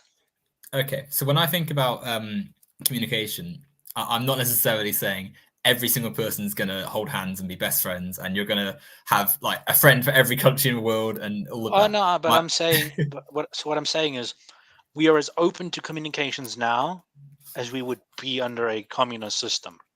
I don't think what that's quite would change. true, what would change? So I think now that because of the conditions of capitalism, because we, by nature of the system, have to be thinking of our own needs and how we're going to make sure we have everything we need to survive, we're, of course, not putting our brain towards thinking of the rest of the world to some extent, or the rest of our potential surroundings, be it on a city level, street level, national level, because of the system we're in. I want to return to your analogy of the like town with the sort of, or the two towns with the friction or the disdain for each other or whatever. That has come from somewhere. No one just wakes up and decides, I hate this group now for no reason. There is some obviously underlying there's thing. something that happens, but it doesn't Exactly, necessarily. right? But It so can that's what we target. But the thing is, it can be that example is a case of this group hasn't offended everybody. It's offended a small collective of people that have a far greater reach, and that greater reach has allowed them to do a huge amount of damage to this small town. Well, and there's an area to target as well. The greater reach, like for instance, let's say this happens in like societies today. The greater reach is built in large part through the connections that a capitalist society has fostered. So maybe one of those people has a Twitter account with 1 million followers on, and they put a tweet out that says, can't stand this town. Yeah. So that, or maybe they own like a radio station, and so all across the state that they're in, the radio's playing out like ads against this town. Like there are clear sort of things in place there which have made it much easier for the rhetoric to be established. But under a communist system, most of that shit would still be there. Like under communism, social media would still exist, yes? Yeah. But it would just be collectively owned. Am I wrong? Yeah, no, that's correct. But then exactly the fact. So what's to stop that same man with the 1 million followers, right? Who has an axe to grind with the town saying, fuck this town? Because I'm assuming under the communist system, free speech still exists. Yes? Yeah. Yes. So what's to stop him under the communist system if he has an axe to grind with that town? Okay. So let's say this person puts out this tweet. So firstly, I think we underestimate how much we could do if more people were given more media literacy and more time to spend actually thinking about what they read and write, and instead of just having to constantly grind out long shifts and then coming home and consuming like the worst types of media and slop and stuff. If we had a more patient society, it would be harder to convince people of irrational hatreds and bigotries and stuff. It's like I think if I were to walk down the street right now, you walk past people from all sorts of different avenues and things in life, and I find myself thinking sometimes about these people, like, where have they come from and what job do they do? And I'm never going to know what all these people's backgrounds are. However, I still have enough in my mind to be able to think, okay, well, they're a human like me. They're going through things. If I were to walk into one, I wouldn't just end the day thinking, oh, what a scumbag! How dare they walk into me? They would still, maybe I might be slightly annoyed in that one moment, but afterwards, I would think, okay, this person maybe was rushing because they had a job to get to. This person perhaps just wasn't looking where they were going. Maybe they were a bit clumsy. I think a lot of the time people don't have the time for this patience, for this just extra moment just to pause and think, and actually, what is it that I'm thinking here? Because we live in a culture globally, really, that is instant, in your face, one thing after the next. The news treats news stories not as things to be thought about, but just like, what's the flashiest headline? Put it out. What's the headline? If it bleeds, it sells, is the famous line about journalism. So that's the key thing. It sells. It has to sell. Let's change ourselves so we don't have to have a world where the market decides all. Let's think about what we're saying. And then all of a sudden, that like guy, I'm imagining some like drama YouTuber tweeting out stuff. That person's probably not going to have the same impact as they do. Well, no, currently. Because inherently humanity is attracted to sensationalism. Like the reason why these, flashy headlines work, and the old "it bleeds, it leads, it sex sells," whatever, the titillation, the instant snap, why it works is because of how humanity's brains work. Fundamentally, sensationalism. We are actually also very much attracted to negative bias. Like it's YouTube is one of the best examples of this, because YouTube is one of those things where it is in a lot of ways a very clean system of. It's quite clear that the negative, like saying this company is shit, or top 10 worst sodas, or whatever the fuck. Those kind of videos outperform the positive videos. You can ask any big YouTuber that does this sort of content, and they'll all say the negative videos, the ones where I'm shitting on things, the ones where I'm losing my temper, the ones where I'm like, my veins are bursting out my forehead and I've thrown the keyboard across the room, do exponentially better than the ones where I'm happy, clappy, chappy number 5. Humanity is attracted to that sort of instant, what the hell, that instant reaction. That is part of our collective psyches. It's been that way forever. I don't think it's ever going to change. It's part of the primal brain of, oh, that's a sudden thing. What the fuck's going on? Okay, nothing concerning me. Moving on with my day. That was not a predator trying to eat me. It's part of that primal brain snap of, oh, that's something that, is that thing going to be a danger to me? No, I can carry on the hunt, or I can carry on gathering the mushrooms today. Yeah, I think that's part of it. I think, of course, you're right that you go onto YouTube and top 10 worst films ever made is going to be somewhat compelling. However, or not necessarily compelling, but certainly going to be it's going to look, to it's going to attract more people than if that same video channel did the video of top 10 movies ever versus top 10 worst movies ever. Most of the, almost without fail, you see the top 10 worst is going to have a larger view count. Yeah, by quite a margin. I think there's two factors there which have to be taken into consideration, and I'm not saying that it would just instantly switch in a communist system. However, there's certainly an element of these two things. So firstly, there's catharsis. I think people, it's easy to forget that people in their lives have a lot of stress and ardor, and of course, it's not universal, but a lot of people, are certainly working the shifts that we see in our late capitalism that we have now. They want to come home and de-stress. And there is something cathartic sometimes about seeing people vent their anger, say, wow, this sucks, wow, this is awful. And secondly, there's an element of the culture we live in, because we live in a society that has managed to sell a lot of stuff based on that negativity. That is what we're used to. That's what we have in abundance. It's easy to find the worst things ever. Like, we have a whole genre of TV, reality TV, dedicated to finding the worst of society and putting him on the screen. Yeah, I mean, because look, reality TV is rubbish, but it's rubbish that people watch for whatever reason. I can't quite fathom. It's also as much as people watch it, it's also what is put out for us to watch. I think can't be ignored. Because it's put out, it's put out to watch because it's popular. If people didn't give a fuck about it, just say collectively one day humanity decides, nah, we're done. We've had our fill of a car wreck human beings running around in whatever reality shows, right? Yeah. I think one of the big ones is Big Brother, right? Big Brother. And if just collectively we decide we've had enough, right? We've had our fill of that nonsense. You will watch those shows fade out and die. And there will be attempts to find something to replace them. We've seen it constantly in entertainment. Entire genres have come and gone. In movie, in film, even on YouTube. React channels aren't what they used to be. Top 10 channels aren't what they used to be. Those are genres that have fallen off. However, and they've always been replaced with something else as the new big thing. Yeah. My point there is more that the evolution has adapted to what has come before it, right? As evolution is. So to say that people's rhetoric is always going to be there and it's always going to sometimes be negative, I think ignores the culture that has produced it. So the culture that Big Brother and X Factor and other sort of shows that banked on a lot of the appeal was seeing people worse than you and laughing at them.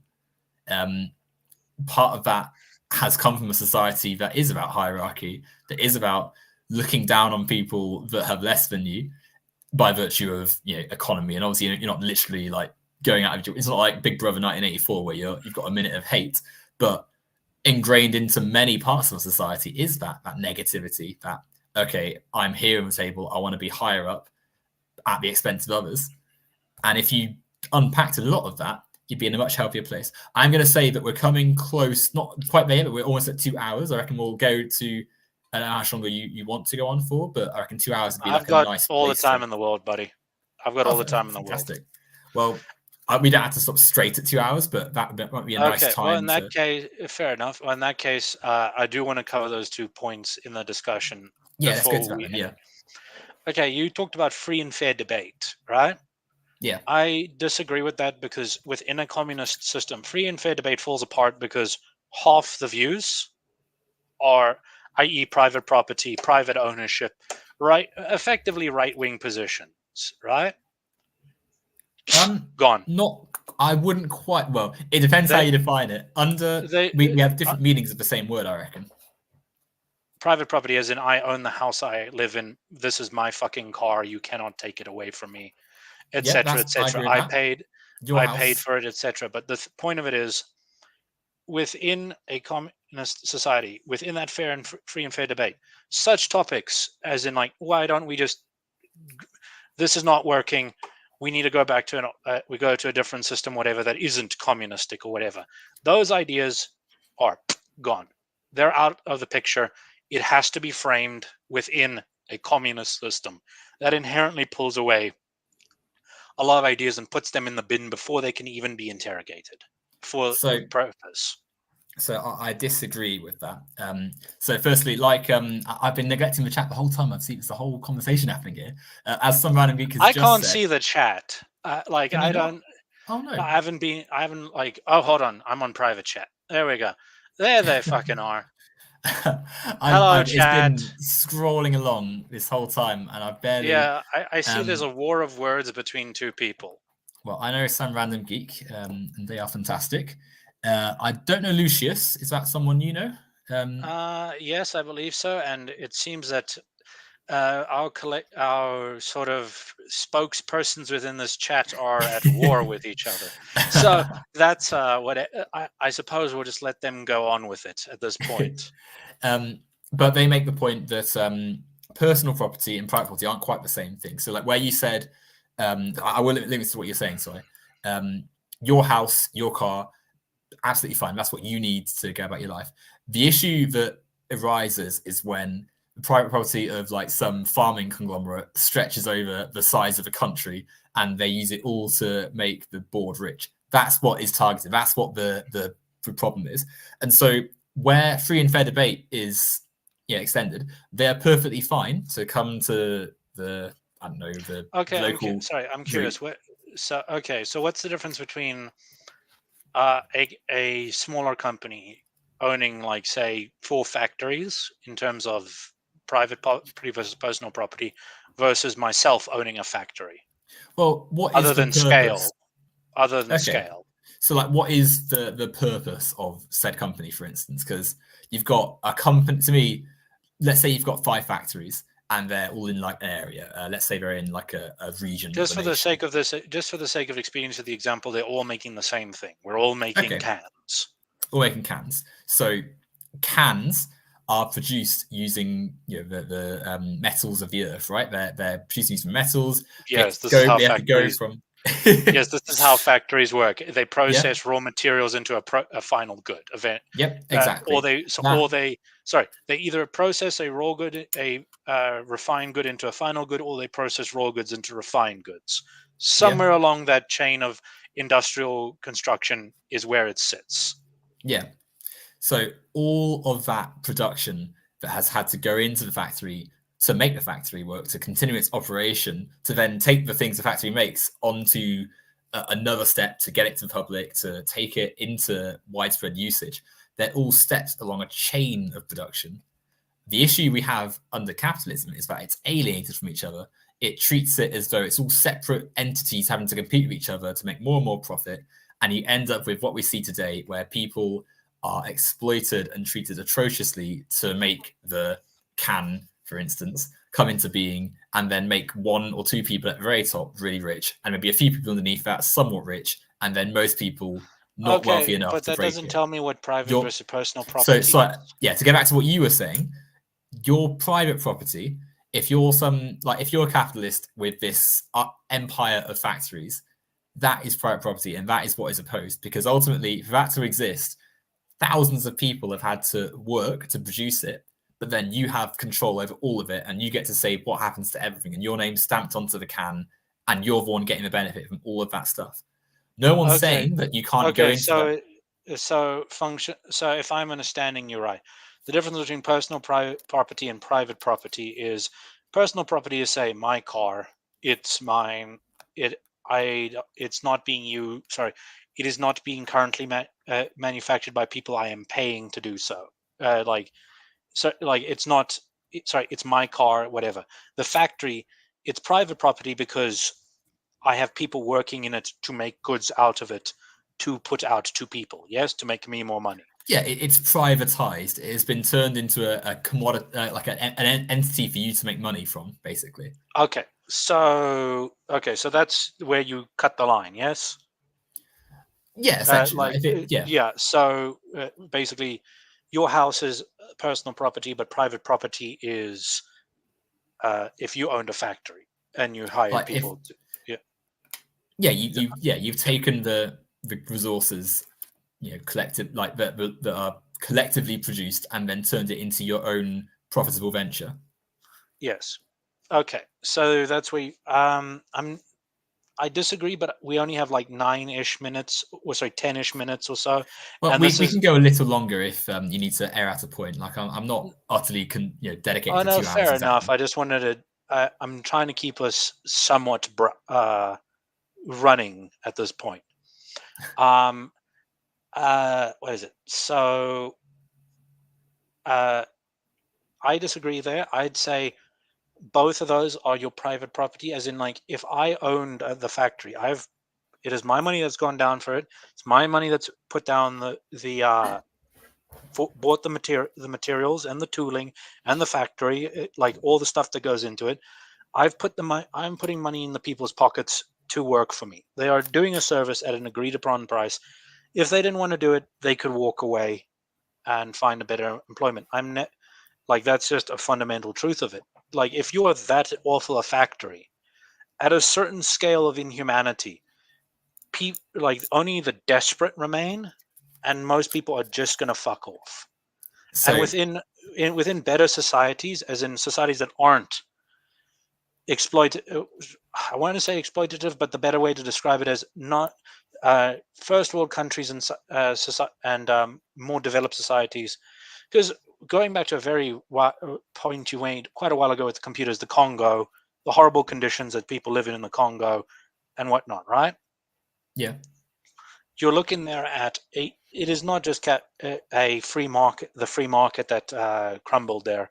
It is fundamentally from the government down a lack of any kind of structure.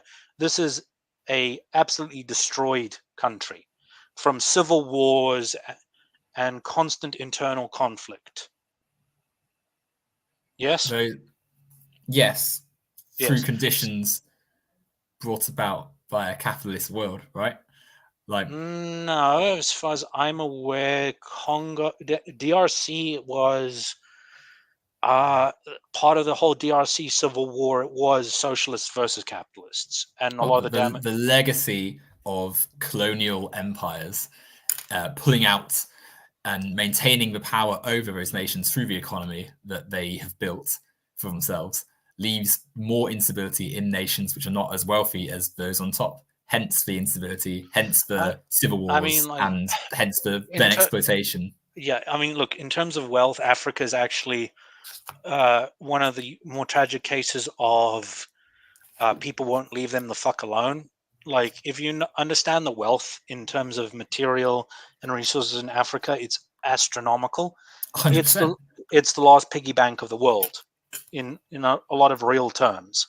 Yeah. The functional problem is more or less a lot of these countries have never been actually left to their own devices for any real part of time in the modern era. Billion% agree. Yeah, and it's not just companies interfering. It's often, in a lot of cases, charities or whatever that have, because they constantly provide this stream of aid that just sort of funnels in constantly. The problem is, because of that, often there is no incentive to fix a lot of these problems because someone else will fucking do it for me. You see this in a lot of you see in a lot of Africa the case of when the charity and the collective will not let these people do it themselves and learn to do it themselves. They come in, they fucking do it, they fuck off. We've seen this a lot of times. The fundamental problem is it doesn't help. It ends up just creating this dependency on these groups to do the things for you. And you've seen this, we've seen this multiple times. It doesn't help that a lot of these countries also just have the best way to describe it as a non-functioning corruption problem versus a functional corruption problem. What that means is if you look at America, Britain, and a lot of the developed world, right? They have what's called functioning corruption, as in, yes, the bathroom in the park will cost you £3 million, and it will be, but the bathroom will be built eventually. Take forever, but it will be built. Yes. Yeah. Yeah. In a non-functioning corruption, which a lot of Africa suffers from, you could put all the money in the world into give them every last dollar in the world for the next 5 million years, right? Not $1 of that will go towards building that bathroom. It'll all be chewed through by people before it can ever reach the department that needs to be done. Do this. Because this has happened because this is what happens in these countries is, I guarantee you, like one of the famous examples that is brought up is, there's these bridges that were being destroyed and then that have fallen apart over the years from lack of maintenance. And then the people have put rope over them and have to scuttle across it because they can't rebuild them. And it's from the colonial era or whatever. There's a lot of images of that shit going around. I guarantee you, if you look at that country's government, right, they have a department for explicitly and projects in place for explicitly repairing that bridge. I guarantee you that's been around for since the bridge fell apart. Guarantee you for the next 100 years that those departments and projects will still be there and not a single brick will be laid down on that bridge. That's the difference between non-functioning and functioning corruption. As in, under non-functioning corruption, it never fucking goes anywhere. It just vanishes. You put money into it and it's just gone. It's an eternal hole. And because the people... because of that, it's just a non-starter. A lot of charities, unfortunately, cause this problem too, because they come in, they do the thing, they're like, yes, we built the school, yay, and then they move on to the next village. But they've brought everyone in. They've not taught locals how to build. They've not helped them understand what's going on or how to carry on or maintain these things. So when they break down, they have no fucking clue how to fix them. Okay, yeah. And that's my problem with a lot of charities is I've always been a fan of empowering charities rather than the ones that we're going to come in and build this shit and then fuck off. The ones that go, okay, we're going to teach the people how to build these things, maintain them themselves. 100%. That works. That functions. We should be 100%. It's better to empower than to just give people random shit. That's the biggest problem. And that is a problem with a lot of Africa is people are so drowned in the sort of give you stuff charities that these people have a lot of the time do not have the incentive to learn because they're not to do these things themselves. Because the next charity is going to come through and build another school.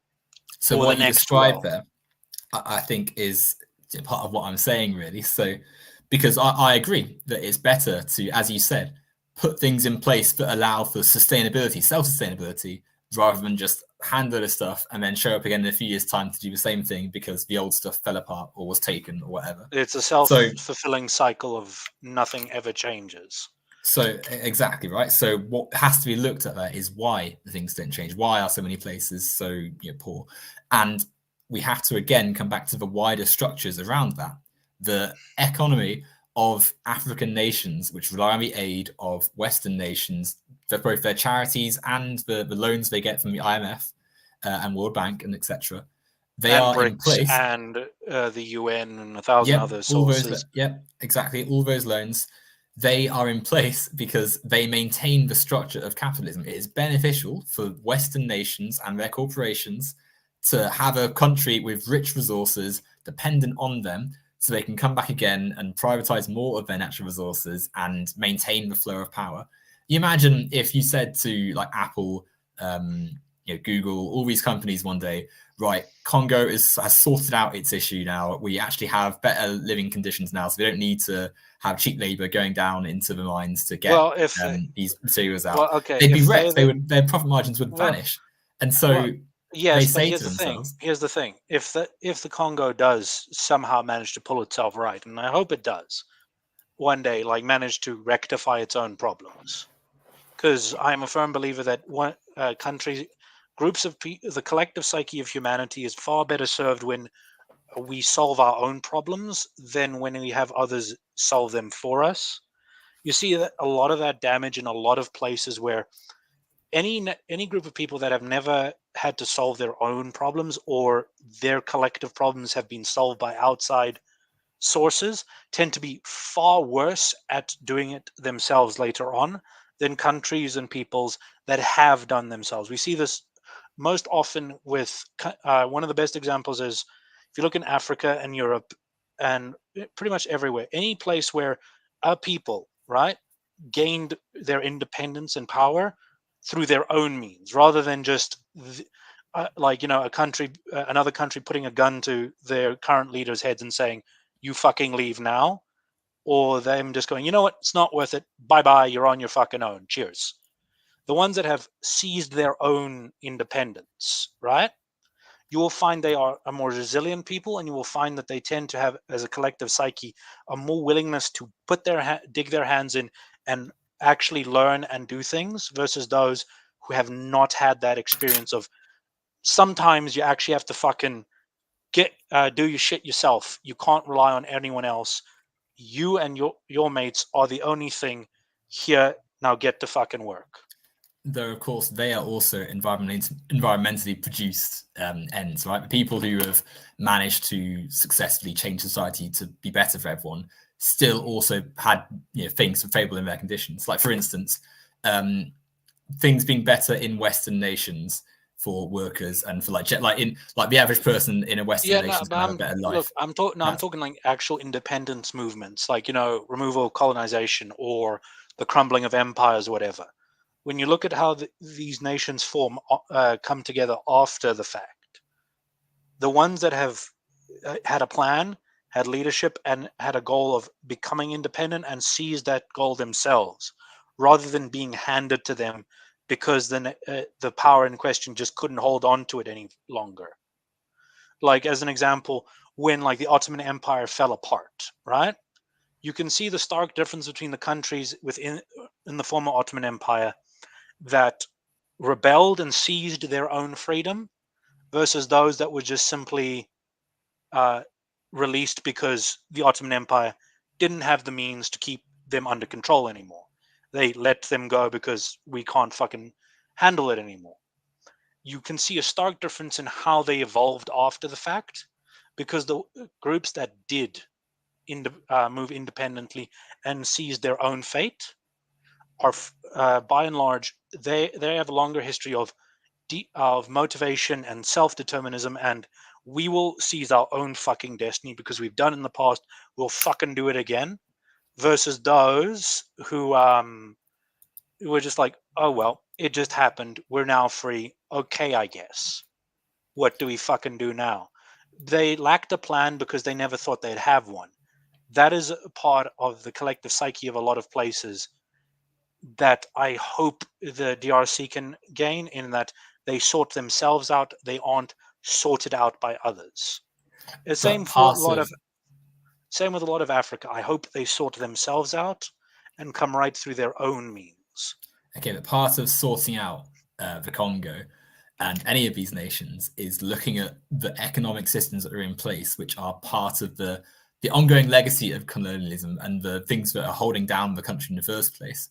Like, again, if the Congo were to say, or if the people in the Congo organize themselves to be able to change their economic standing or change their model of employment currently, and said to Apple, or in fact, several steps, isn't it? Because if we'll get onto the factories in the southeast in a moment, so I still don't want to say about that. But if they said, you cannot anymore use our mines unless you're willing to match the wages you pay people in the West, Sure, that is their bargaining. But then that's their bargaining power, though. What that does, though, is that wrecks the current business models or profit margins of thousands of corporations in the West right now. There's absolutely no way the wealth imbalance that you see today could be sustained if there was a fair deal for those nations in Africa that are currently being exploited. The wealth imbalance in a lot of countries would still remain, even if you change the fundamental conditions, simply because the elites have more power than just money at their disposal. There's even within a free market society, you remember the term old money, new money, yes? Yeah. One of the biggest, starkest differences we saw within America when there was a absolute massive flood of new money coming in during the 30s and 40s, right? Yeah. You had guys coming in, oh, I've built this factory. Look at me. I'm now as rich as the Rockefellers, right? Yeah. You saw this, and despite these people having astronomical wealth, majority of them had minuscule power, like different power. Yes, they would have far more power than a poor man, yes. But when you compare them to their peer, as in Joe Jack, he built 5 car factories. He's now as rich as the Rockefellers. He owns an industrial empire of his own right. When you look at those a lot of the new money guys, a lot of those people had nowhere near the power as the old money, simply because the old money power wasn't just money. The old money had connections, had cultural politics, capital. Yeah. They had all these things that allowed them to that difference in wealth, power, and that is one of those things that is still a fundamental part that will never change. Is your cultural capital. Even in a communist society, if you know the right people to pull on the right strings, you can absolutely have a disparity in power. This is just a fundamental truth. That's why we're talking. Of course, we're not saying that we're going to flick a switch and every single part of human history is going to be reset. No, I am saying if we went to communism for 1,000 years, that would not go away. Cultural capital would still exist, simply because we are a social creature by nature. That's true, but cultural capital is fundamentally connected to economic capital. And so the things that keep those nations down, if we go back to the Congo for a second, the Congo would be fundamentally in a better position if the unfair elements of the capitalist economy were broken down, were changed, so that the unfair deal that is currently being placed on them is no longer there. And I want to go back to I had something noted down for quite a while now, which I wanted to say. We'll talk of the factories in Foxconn's factories in southeast China, like Shanghai and Shenzhen. Yeah, and all yeah, those yeah. places. The terrible factories factories in Shanghai, which is ostensibly socialist country in China by their own admission. Yes. Well, they call it special economic zones, where they have. Yes, they're under a mixed economy because they couldn't hack it as a socialist economy. It fell apart. Well, they existed in the same way that the Soviet Union existed in a capitalist world, and so when you're in your own bubble, of course, as we said earlier, the powerful with their existing connections can exploit that and get on top of their society. Most of those powerful people in the CCP, though, were people that have been around since Mao's days, since a lot of the old structure in both Russia and in the Soviet Union and in the CCP. I can't say the same for Vietnam because I'm not the most familiar with Vietnam's history, but I also know Vietnam was not that committed to their communist revolution. It was more a means to get the French out than it was a genuine belief in a lot of it. some random. I'm not saying China and USSR were communist. I am saying they ostensibly attempted to bring in a lot of socialist measures to their country.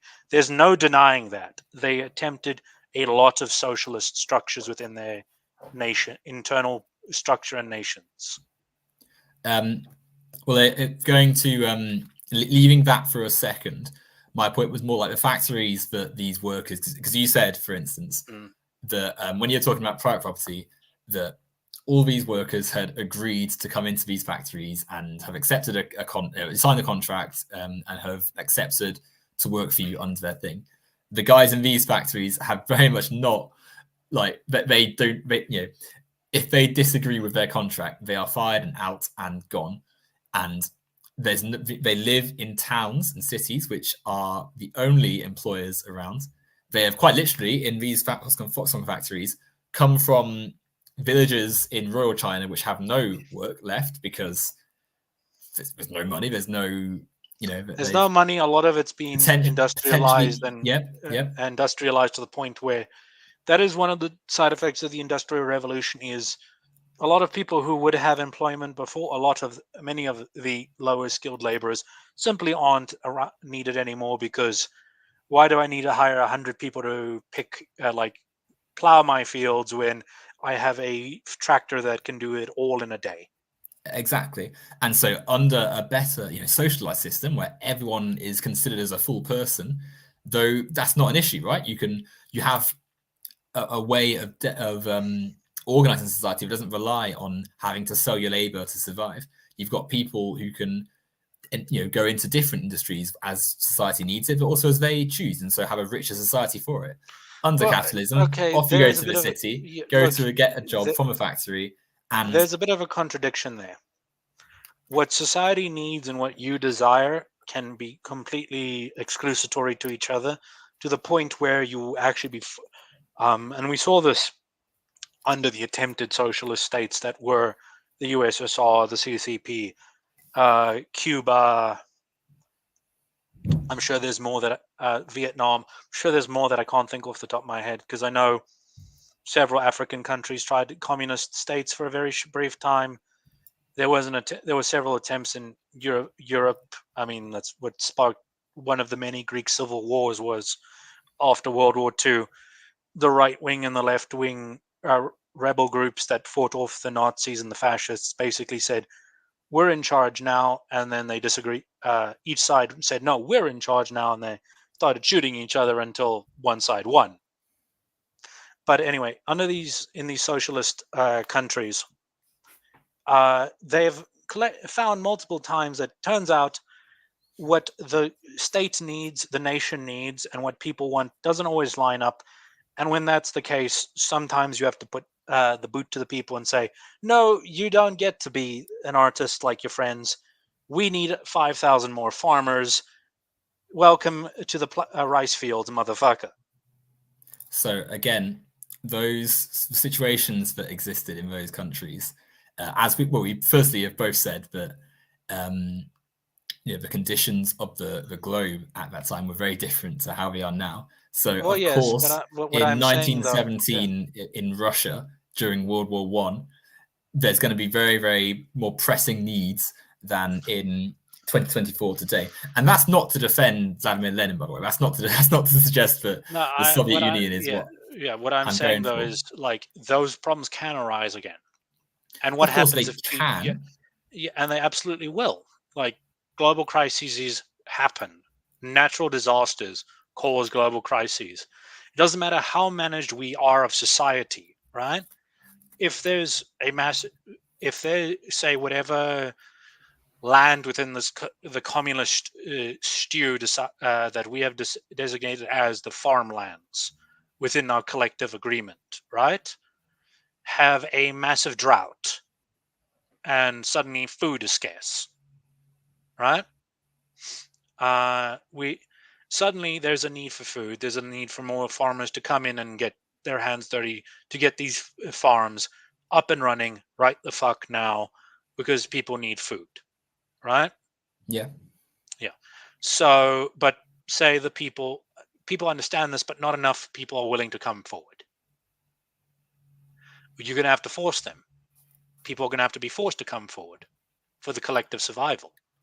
So, in a society which has embraced the value of life, that everyone is part of that society, that our cooperation and mutual connections are what make society function and what therefore show that everyone needs part of society to live, that is not as much of an issue as it's perhaps being implied here. Because absolutely, I can well imagine, some people hear like the idea of collective cooperation and imagine the private, the secret police showing up at the door and saying, right, off to the farms, off to Siberia, time to go and grow things in a field. 100%, I can see where that fear comes from when you hear about what happened in the gulags, say, in the Soviet Union. I think what that misses, though, is that the Soviet Union and nations like that were ultimately still states, confined to their own borders, competing They were a nation. They are a very clear.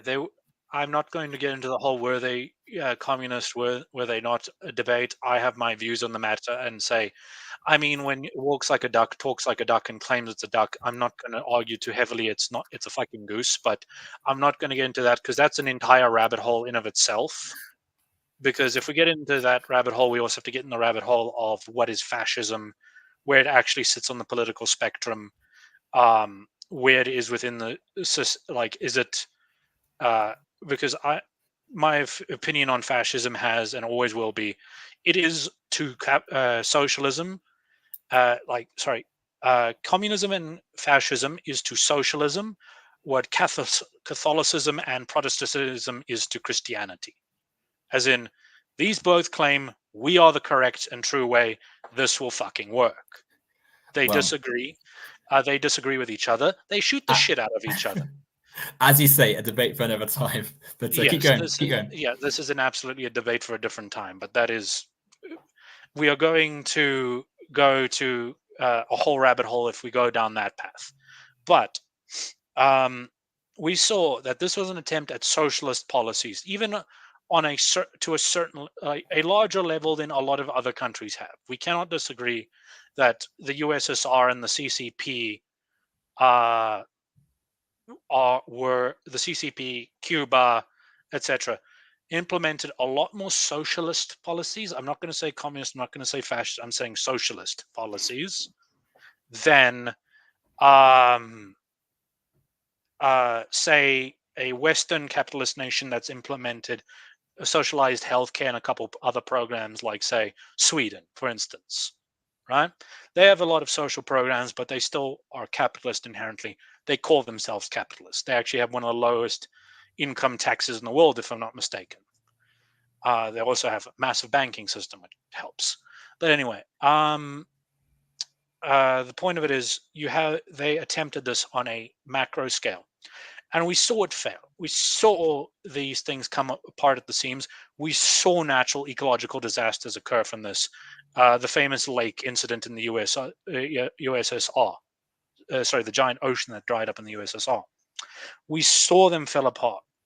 The fear comes from the fact of we've seen it at a reasonable scale not work. Even what makes us think that if you push it further, it's going to work. Whereas capitalism, we know there are ills in capitalism. We know there are problems within a free market society. But they are repairable. They are amendable. We can correct those problems. In a communist system, every problem we've seen has not been correctable because of the structure of the system. The collective will overrides too much. It overrides the individual. It overrides the minority. It overrides sense and logic at a certain point. And within an a system of everyone getting equal, it also eventually, and we saw it, kill the human spirit.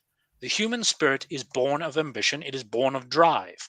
That is why capitalism has worked so profoundly well for so long. We are an inherently competitive species. There's actually nothing wrong with competition. Competition drives people. It is the greatest, one of the greatest motivators we have ever seen in a human society. It drives great sportsmen. It drives great companies. It drives nations to greatness, saying we are better than someone else and we can make ourselves better than them. Drives people far further than saying everyone benefits, because then you encourage the lazy to be lazy, and the people who are like, well, if he's being lazy, I'm going to be lazy instead, because what's the point of pushing? I don't have that drive. That is the why I fundamentally disagree with communism. Okay. Communism states everyone gets has a equal amount come in. Everyone gets their fair share. The problem is people, well, then what, the lazy get a boost, and the ambitious and the brilliant are pulled back.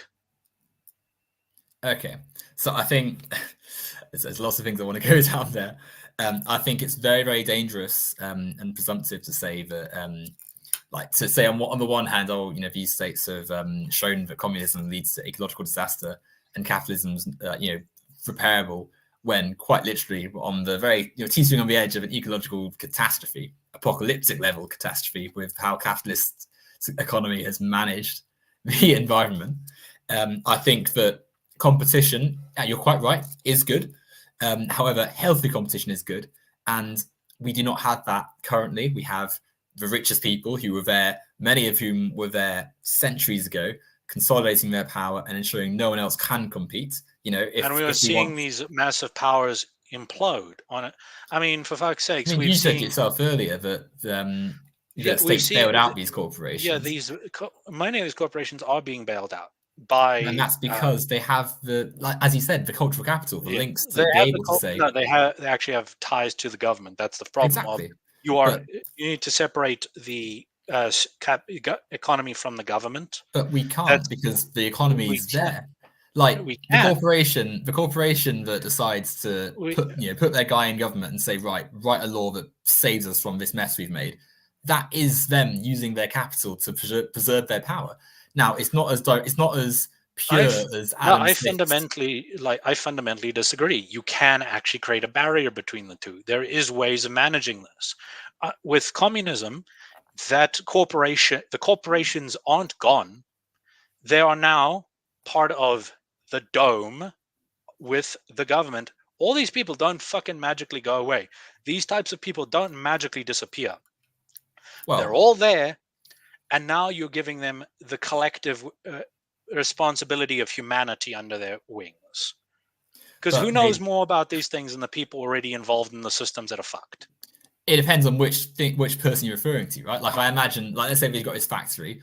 Absolutely, I'm keeping some people because, of course, you need people to run a factory. But I'm looking at, like, say, the shareholder, special executive, the various positions which are quite blatantly created to justify the wealth they create. Well, yes, but look, you've got shareholders which you will remove under a communist system. Cool. When I say remove, I don't mean like kill. I just mean like remove. No, I mean obviously you aren't going to shoot them, or you may be. Like communism, like under Marx's own terms, it comes with a share of violence, to create its means. But within that system, most of your you realize that most CEOs and high-end execs have a laundry list of degrees and experience that says, I am here because I am this qualified. Some do, but most that doesn't. Like, you can argue that they aren't actually good at their job. It's called incompetency crush. It's what eventually kills a large company. Even when those companies crash, by the way, that's not the people who suffer the most are the ones who lose their jobs and have to go and find another one.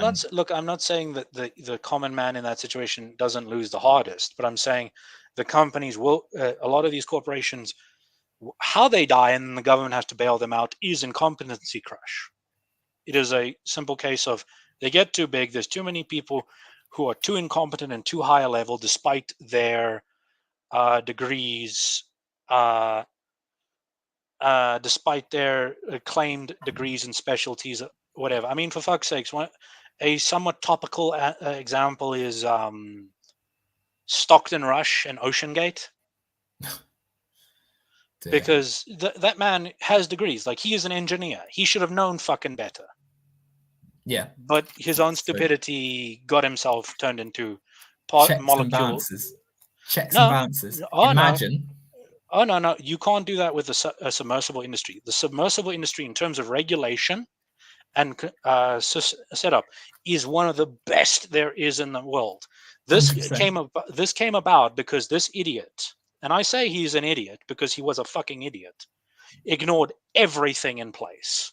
Yeah, more money than sense is the phrase that comes to mind. From what we learned, he didn't even have the money. Like, a lot of it came down to, the company is burning down around me. Oh my God, we need to get this underway now. Rush due to time pressures and whatnot. But, like, that's, business management, business rescue. That's an entirely different topic for another day. But the point is, we've seen, like, within them, there were 1,000 regulations in place that said, you shouldn't fucking do this. You can't do this. He did it anyway, and he got squished for it, quite literally. And this is why, that's part of why I fundamentally disagree with the concept of socialist societies, is you can't control people to that degree without an exceptionally potent authoritarian state crushing down on every human being on the planet. You cannot, like, humanity, we are chaotic by nature. We are not the most sane creatures on the planet. Even a sane individual, given the right motivations, will jump off a truck at a fucking cactus at speed because, fuck it, his friends and him thought it'd be funny. Well, that's my point, though. Like, because, of course, a person is into themselves, right? Like, their mind is their own. Even with all the things in place, an individual could make an irrational decision. However, with a system around it that negates and minimizes the chances for this to happen, with democratic things in place, with education for all, with checks and balances, and agreed upon regulation for all to act under, the chances of that happening are deeply minimized. And I go back to that factory again, the hypothetical factory. The factory, which is democratically managed, which is answerable to others in the ecosystem it exists in, that is also able to control part of its own fate by having a democratic say in what happens to the stuff it produces. That is by far a healthier place for a factory to exist in than the markets we see today. And I get, we've seen that many a time with these sort of democratic, like what you say, the workers have a say. The problem is then you have a microcosm of what I brought up earlier with the cult of personalities and rhetoric.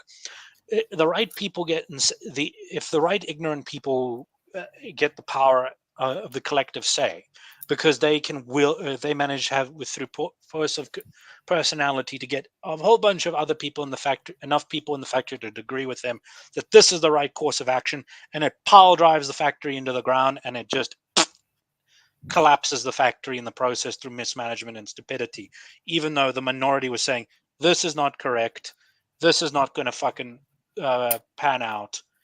That is the problem. Yes, in a capitalist system, the guy who puts the money, a free market system, the guy who puts the money down and owns the factory has final say, has as much say as he has, because he's the one running things. He's the one in charge.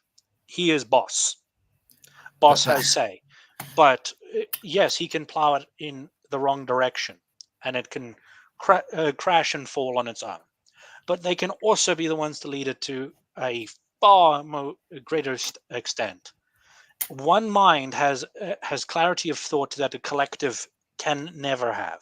This is simple fact. We've seen it through design by committees, through collective writing.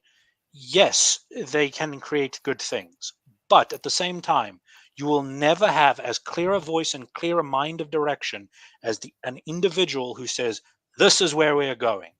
This is the way I'm taking my factory, because he is the only voice that matters. No, I disagree with that. I mean, even in the scenario where you had the most rational, sound mind at the top, even in that scenario, they're still reliant on everyone else to make their idea, and unless they're like Colossus from the X-Men, or like some superhuman who's like 20 feet tall and like as strong as No, 20 I'm bull. not. No. I'm not Like, talking about you're not needing people to run the factories or be in the factories. That's what he pays them to be there for. He pays experts, whatever. He pays his specialists to develop where he lacks. But having a singular leader, a powerful a leader in charge of that factory, of that company, i.e., the person in charge, his clear voice and his clear direction will never be. There will never be a collective voice that is more clear and concise than one, because there it doesn't matter if there's 50 of the people in the this other factory agree to the direction they go in. There's 20 that fucking didn't. There's always a discourse and discordance. When there's one guy in charge who control, because he owned the factory, he put the capital up, he put the risk down to say, I'm going to make this factory, I'm going to hire people, they're going to get paid because of my right choices. That is a hell of a lot of responsibility you put on a person, but we've seen it work time and time again. That work for clear them. ambition mind, But that clear voice.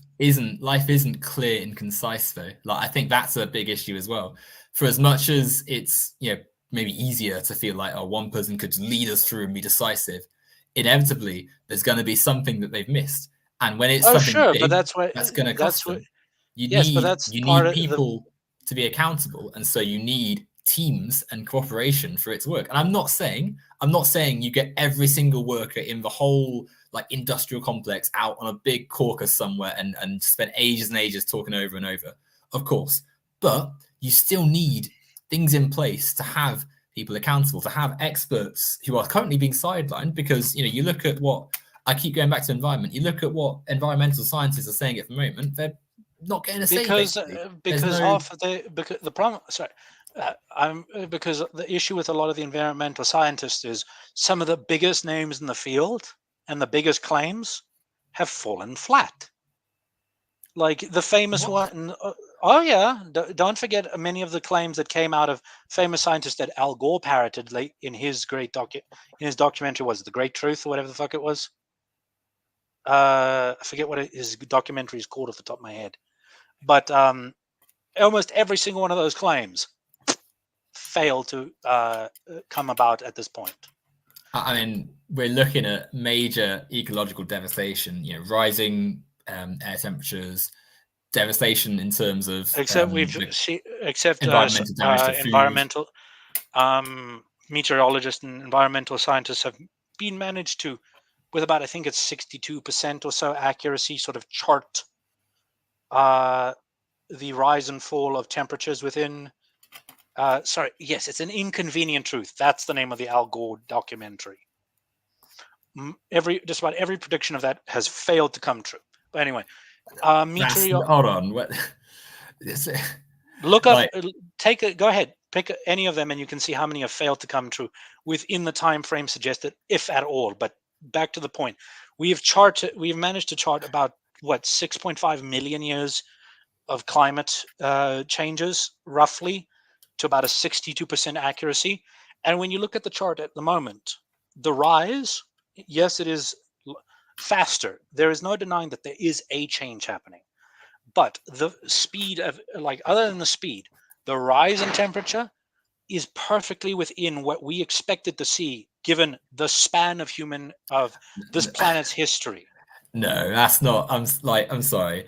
There's no way that our current method of, you know, energy consumption is at all healthy for what we're seeing in the planet right now. No, I'm not saying it's healthy. As I said, you can see the spike go up faster than normal. That's what we're doing. That's where our effect is. But the rise in temperature is not something that is unexpected in of itself, because we were in a dip and we are now in the rise.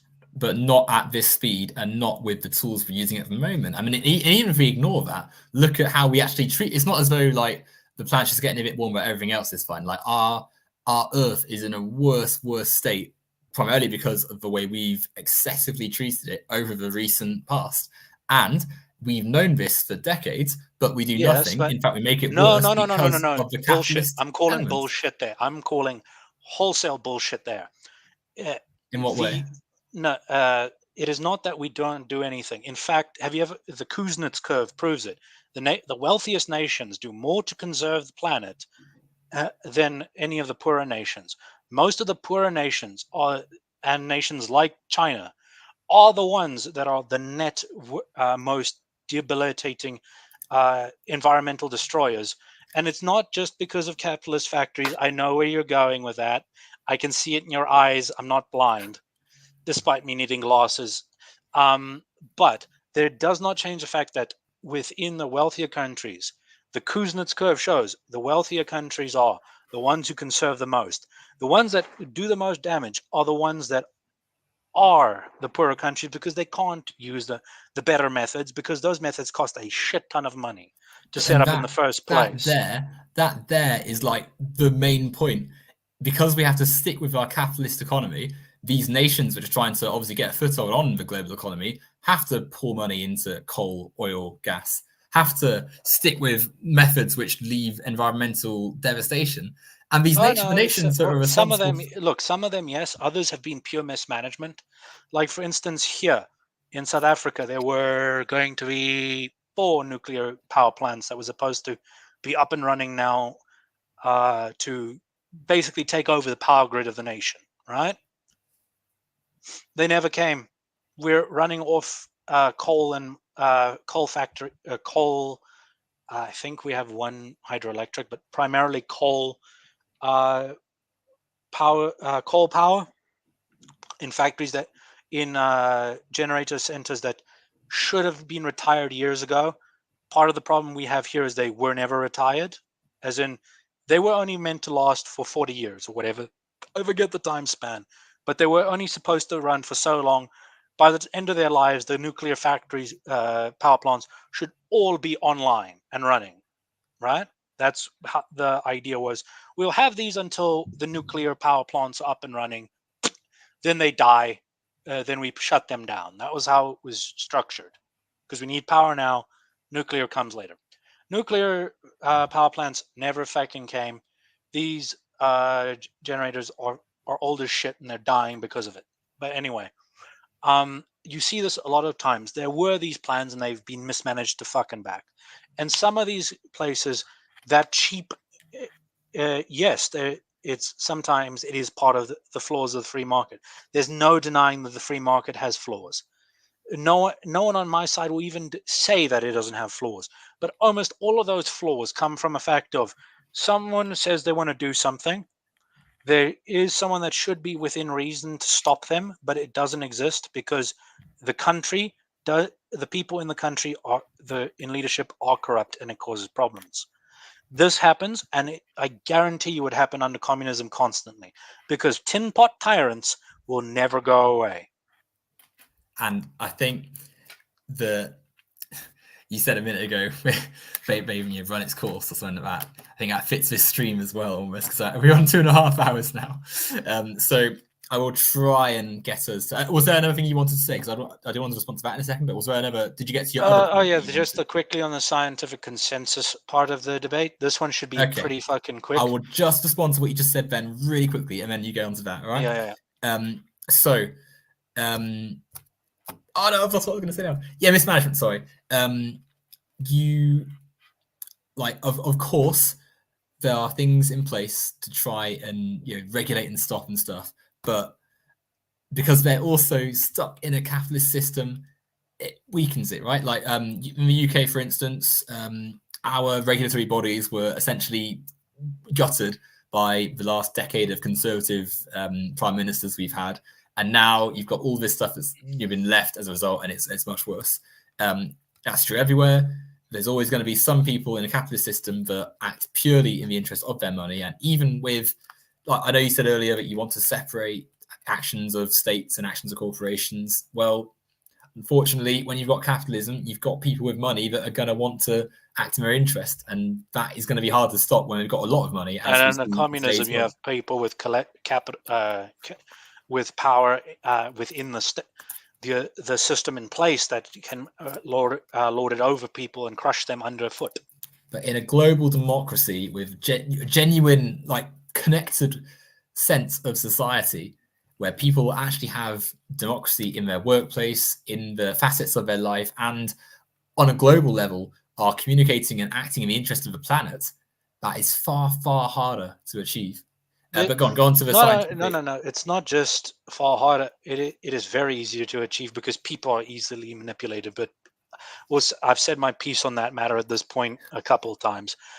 Scientific consensus, where I take that contention, is more to do with the fact that science is a perpetually evolving thing, and we always have disagree and agree on every point.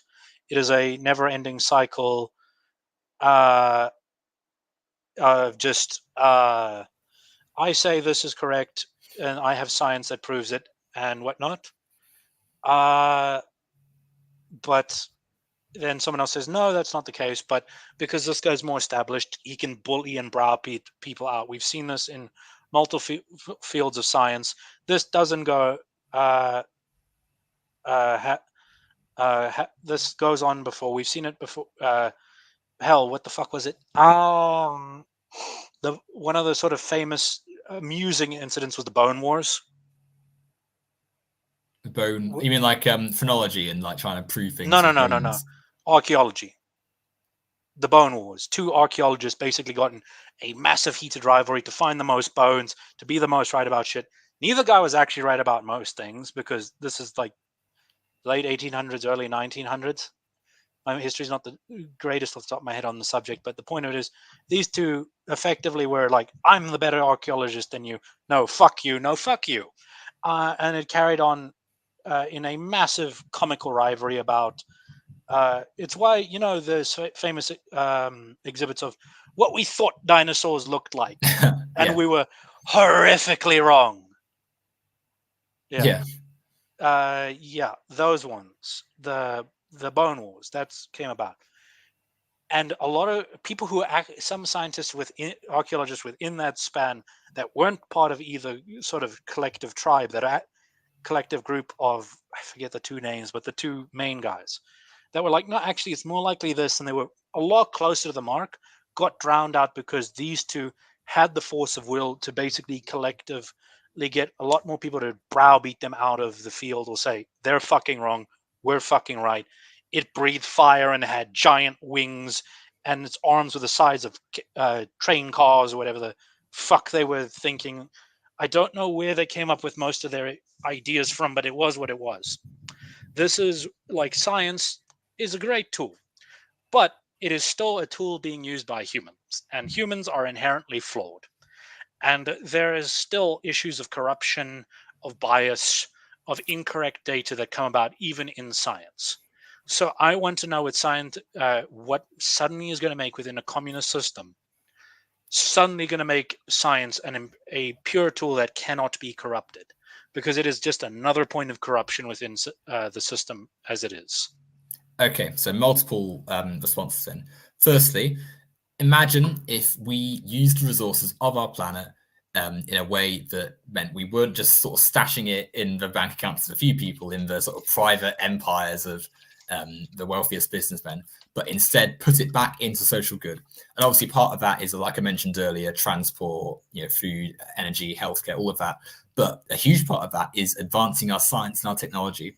Imagine if we gave nations around the world, through the democratization of the economy, the scientific means to have their own scientific areas of expertise. Like we often, in the sort of history of humanity, most of our like main scientific developments are sort of thought of coming from Europe. And obviously, Reformation, the Enlightenment, all of that happened there. Wealthiest nations are there. So of course, many of our scientific minds that we think of when we think of scientists come from those nations. Now imagine a global system, a global democracy, a global communist world or socialist world or whatever, where science is something that everyone can access through the funding and resource management we give it. And all of a sudden, science is something that is accessible for everyone. And we've got more scientific voices able to improve the field in a much better way. So you've got now more scientific voices putting a strain on the resource pool allocated to the scientific field. It's not a strain. It's not a strain. It absolutely is. No. yes, there's loads of stuff to go around, but it has to be separated to everybody. You need some of those resource, a part of those resources needs to go into the industrial side, so everyone has a car, has clothes, has food, etc. Some needs to go into the making sure people like there are resources that are going to be competed over no matter what, because they are fought over as is for different fields, as in people need platinum for a myriad of different parts of the economy, right? Same with gold, same with fine rare metals, same with plastic, hell, same with fucking iron. It doesn't matter if there's loads to go around. This is one of the issues with the communist system. Yes, there's all these resources to go around. They're now going to be managed. This collective management still has to decide where the fuck the shit goes. Not only does that give them power beyond belief, but it also fundamentally means any group that is now vastly expanded in scope because of the communist system is now competing all together, are now all together having to go deal with the resource pool allocated for their field within sciences. Within science, it would be, doesn't matter how big the pool is, it's still a pool that has to be divvied up amongst them. Why is But management so scary though? Because I think that surely you look at how things are divided right now with the staggering amount of wealth in the pockets of a very small number of people. That's not good management. Good management is making sure that everywhere in the world, to some extent, has enough to get by. And part of that is making sure that science and scientific resources and the minerals you need and stuff are there for everyone. And yes, there's going to be points where there's going to be a few little bits of contention. And I'm not saying that you're going to instantly have tons of like rare earth metals and stuff, but that's not the extent of science. Science is yes, also, but the thing is though, with whatever the resource pool is for the scientists, you've said there's going to be a massive amount of more people. Yes, sure. They're also going to now have to compete over that pool because this can't be just divvied up equally, because some fields of science, some fields of research are obviously going to be more resource intensive than others. This is yeah, just a reality. Like, it's yeah, a fundamental reality. A mathematician doesn't need as much raw resources as a metallurgical scientist. yeah. Yeah, that's just how it works. But because of that, that just give it to the people as and when needed. They're going to be fighting over this because it's going to be, I have an idea, he has a rival idea. We are disagreeing on which is correct. The resources have to go to one of us, because or if it's split between the both of us, we're not going to get near as far.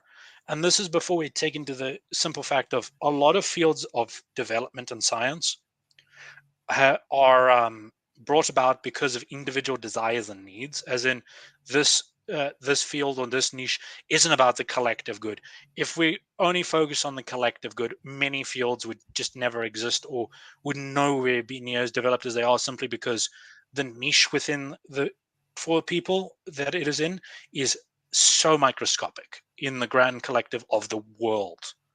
And that is the sort of core thrust of where communism can and will fail. Is the collective may be doing well, but minorities will fall apart and many fields will lag behind because there isn't a collective demand for it, and enough demand of their voices to break through the collective dirge saying, no, put the resources into these things instead.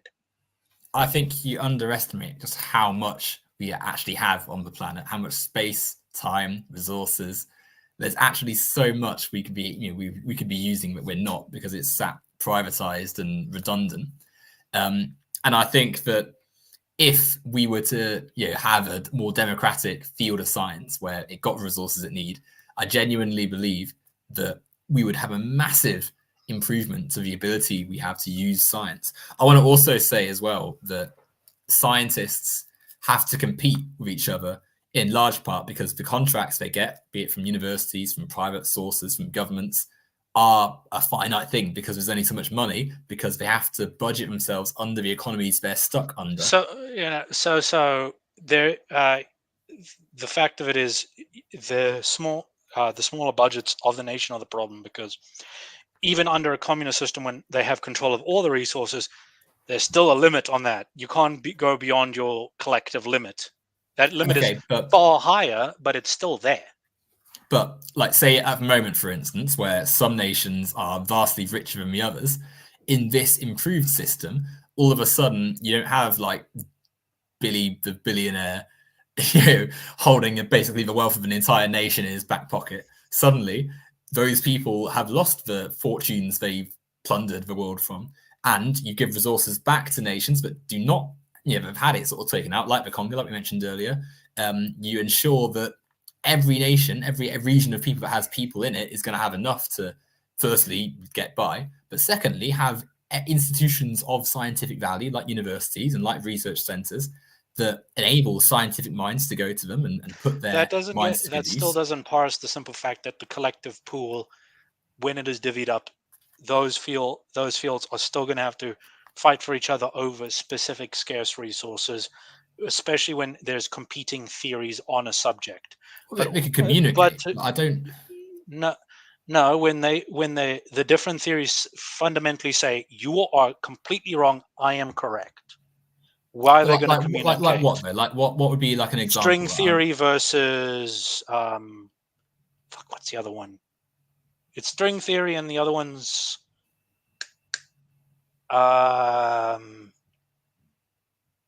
relativity. What the fuck is it? It's the two string theory, and then the other theory of like how the universe functions on a fundamental level. Okay, well, there's definitely enough resources for that. There's definitely enough. No. What I'm saying is these two people are quantum mechanics. Thank you, random. Quantum mechanics and string theory. Fundamentally, these are two sides saying, I am right, you're fucking wrong. We've seen this in other fields of science as well. There is science, some theories saying this is how the solar system, how the space works. This is how others saying no, this is inherently wrong on every level. This is how it works. You want to say these people are going to communicate? They're going to communicate at a wall fundamentally, rather than communicating with each other, because on a fundamental level they disagree with each other. Of course, there's going to be disagreement there, and there's going to be competition, and there's going to be potentially even animosity, right? Like you're placing Yes, your reputation on yes. the line. But However, the point is, crucial. sorry, yeah, but the point is that collective pool is going to be divvied amongst them, and they're going to compete over things. And it doesn't necessarily mean the correct people are going to win either. That's never like that. That's a problem under free market. That's a problem under every system. Right doesn't always mean you get to win.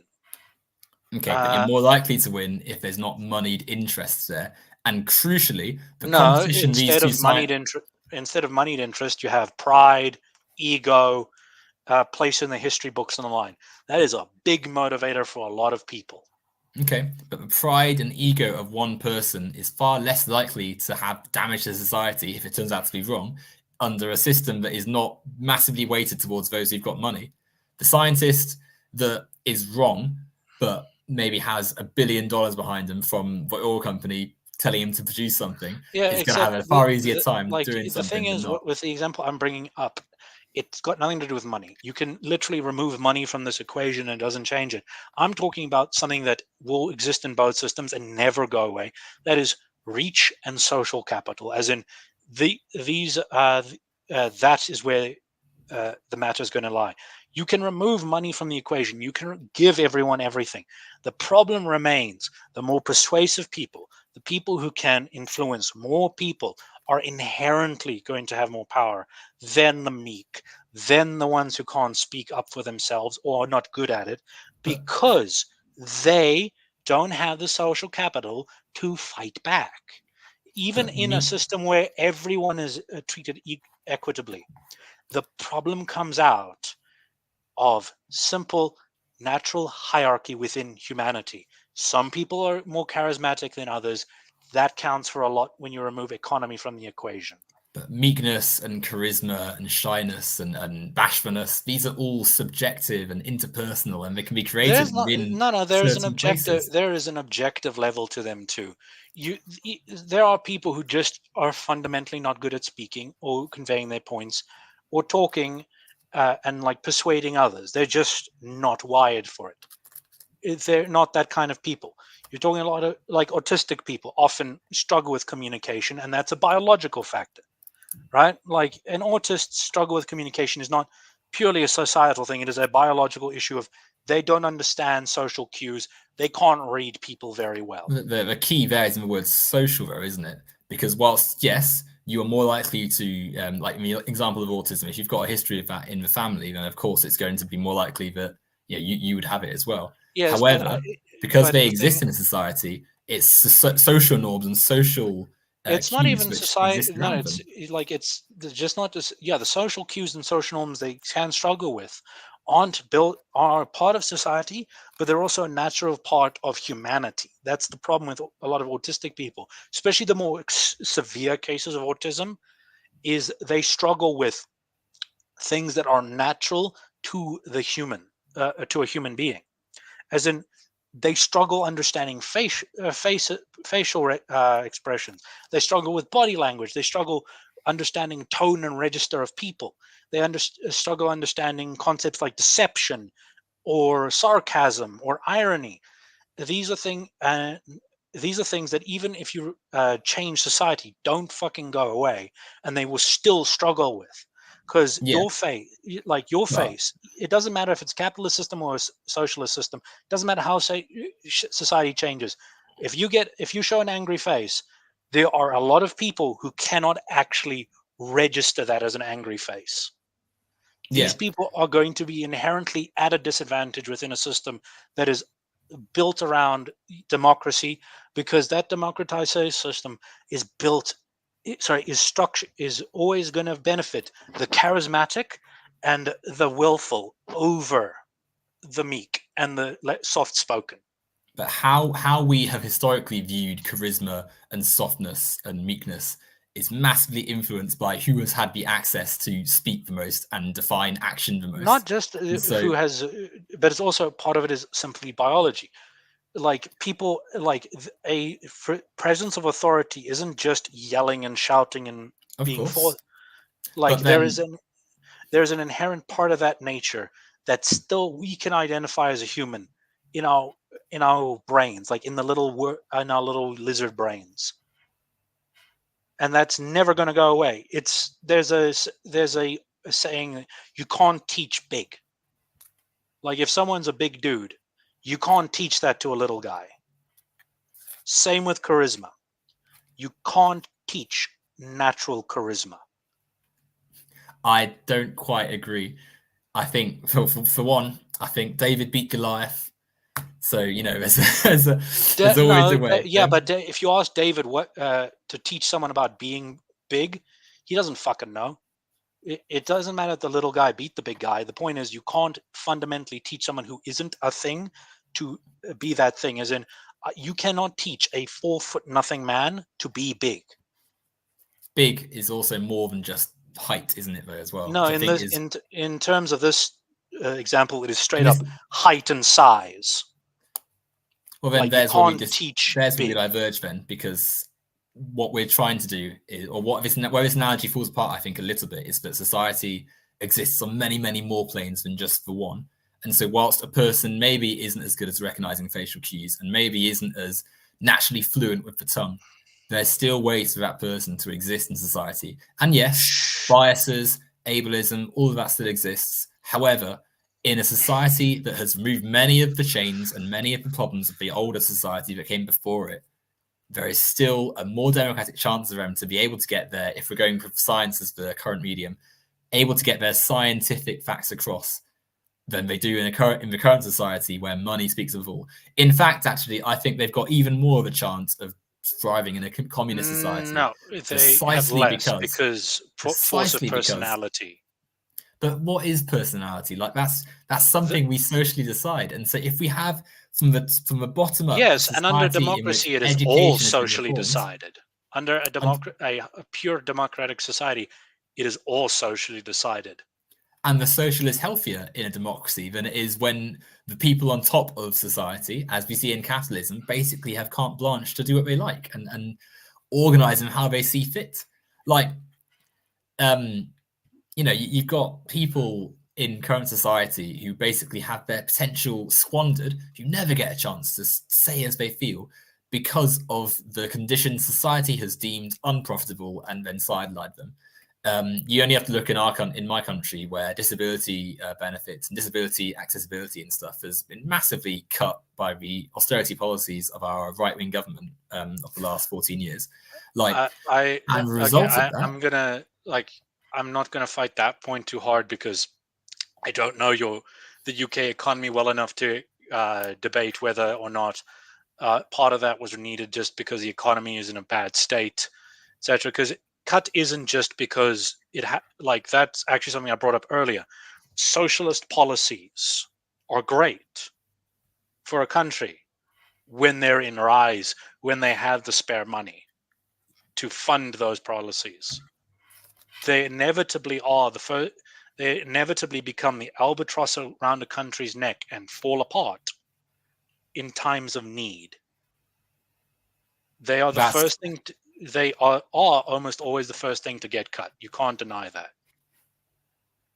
They are always the first thing to get cut because the governments that do this are essentially managing themselves based on capital, based on because they only they're managing their resources. They're managing the money and resources they have. Yes, there's corrupt means with they get them. Yes, there is issues. Hell, your government is the UK government is a comedy of errors at the moment. Fuck, you have two-tier Keha running your country at the moment, which has just been very funny to watch. Not for us. I mean, yeah, not for you, but okay. I'm going to say this now just as a little bit of a bit of Schadenfreude, I guess you could say. Given how much the UK has tried to dictate the morality of the world, and it's called in a lot of places where they frankly shouldn't have been involved because they were the world power, and by God, they will decide where the world goes. During the imperial period, seeing the British people being ground under a sort of moral busybodies and authoritarian regimes, there's a little bit of Schadenfreude given what they did to a lot of other places in the world. There's a little bit of Schadenfreude there. I guess you could call it cosmic retribution karma in a way. Because, there's no denying it. The British Empire, did some fucked up things. They did some great things too, but they did some fucked up things. But they also love to, a lot of their politic came from, we believe this is the correct moral choice, and we are now going to enforce it on others. Yeah, no, you're not wrong. Yeah. So that being turned inward, little satisfying, just a little bit. My heart goes out to you guys because you're suffering, but at the same time, there's a little satisfaction in that. But no, my point though. Holy shit, we've been going for 3 hours. It's 3 hours, yeah. I think we're going to sort of somewhat come to a maybe not a permanent conclusion, but for this view at least. Look, I am happy to debate and scream and argue with you again and again and again. Hell, I will. If you want me to sit around for questions and to yell at people in chat for a couple hours, I am happy to do so. Got nothing but time on my hands. Well, I reckon we may have to have a part 2 of our discussion once we finish this little section, because whilst I'm sure we could keep on talking, my voice slowly starting to scratch. So we'll finish this little section just on the bit about science. I feel as though, we clearly, from hearing you speak, you're clearly someone who thinks about the scientific world and wants to, enjoys science as just a thing to think about. And I do too. And I find if I wasn't studying a subject that was, where it was at the moment, like I'm looking at education at the moment, I would love to spend my time reading about the scientific world. However, I also want to make sure that the science we put into the world, the scientific things we're thinking about, are there for everyone to benefit from. And for me, at core, the reason I believe the things I believe is that I want the world to have that at its core. Science is there for everyone, and we need a system that's there for everyone. And that system, for me, cannot be capitalism. I firmly stand in the position of the world is far better under a free market system. If we were to rein in the governments, make them as small and meek as possible, and let humanity and the people decide for themselves, there is no greater effect on one person to another than mutual cooperation and trade brought about under a free market economy. That is what moves people. The market is humanity. You, me, everyone is the fucking market. And the more people try to control the market, the more problems it is. But I firmly believe for us to reach the stars, for us to be the greatest we could ever be, for humanity to rise and for all to benefit, it needs the best system for it, because we have not found a superior system, is the free market of ideas, of wealth, of trade. That is where the power of the world people lies. That is where the people can make a massive difference. Okay, we'll have to continue this conversation and the things you said just then another time. Hey, thank you for joining me. Thanks for everyone listening on in the, watching on Even Chat. Even it's been a pleasure speaking to you. Very interesting things. Yes. Even if I didn't agree with them all, it's very interesting to speak to you, Mike. Yes. Yeah. Just to do a bit of end of stream shilling, I guess. I am one of the lead game designers of a wonderful TTRPG coming out called Chrome Souls. We are working very hard to create the best cyberpunk system ever made. We hope so. We're building it off one of the greatest systems ever designed, which is the OpenD6 system from West End Games. This is so look forward to that. You can always message Chrome Souls directly. Me and the boys all collectively have access to the social media. We love to shit post. You will see different opinions there. You will argue with us. You will argue with me. You will argue with Jack, who's in our current sort of head of balancing, or Martha, who's the current financial advisor for us. You will argue with these people. You will laugh with these people. We all are there all the time. Enjoy. I'll be sure to check it out. Right, thanks everyone. Yes. Enjoy it. Thank you for listening, and hopefully we'll be at part 2 at some point in the future.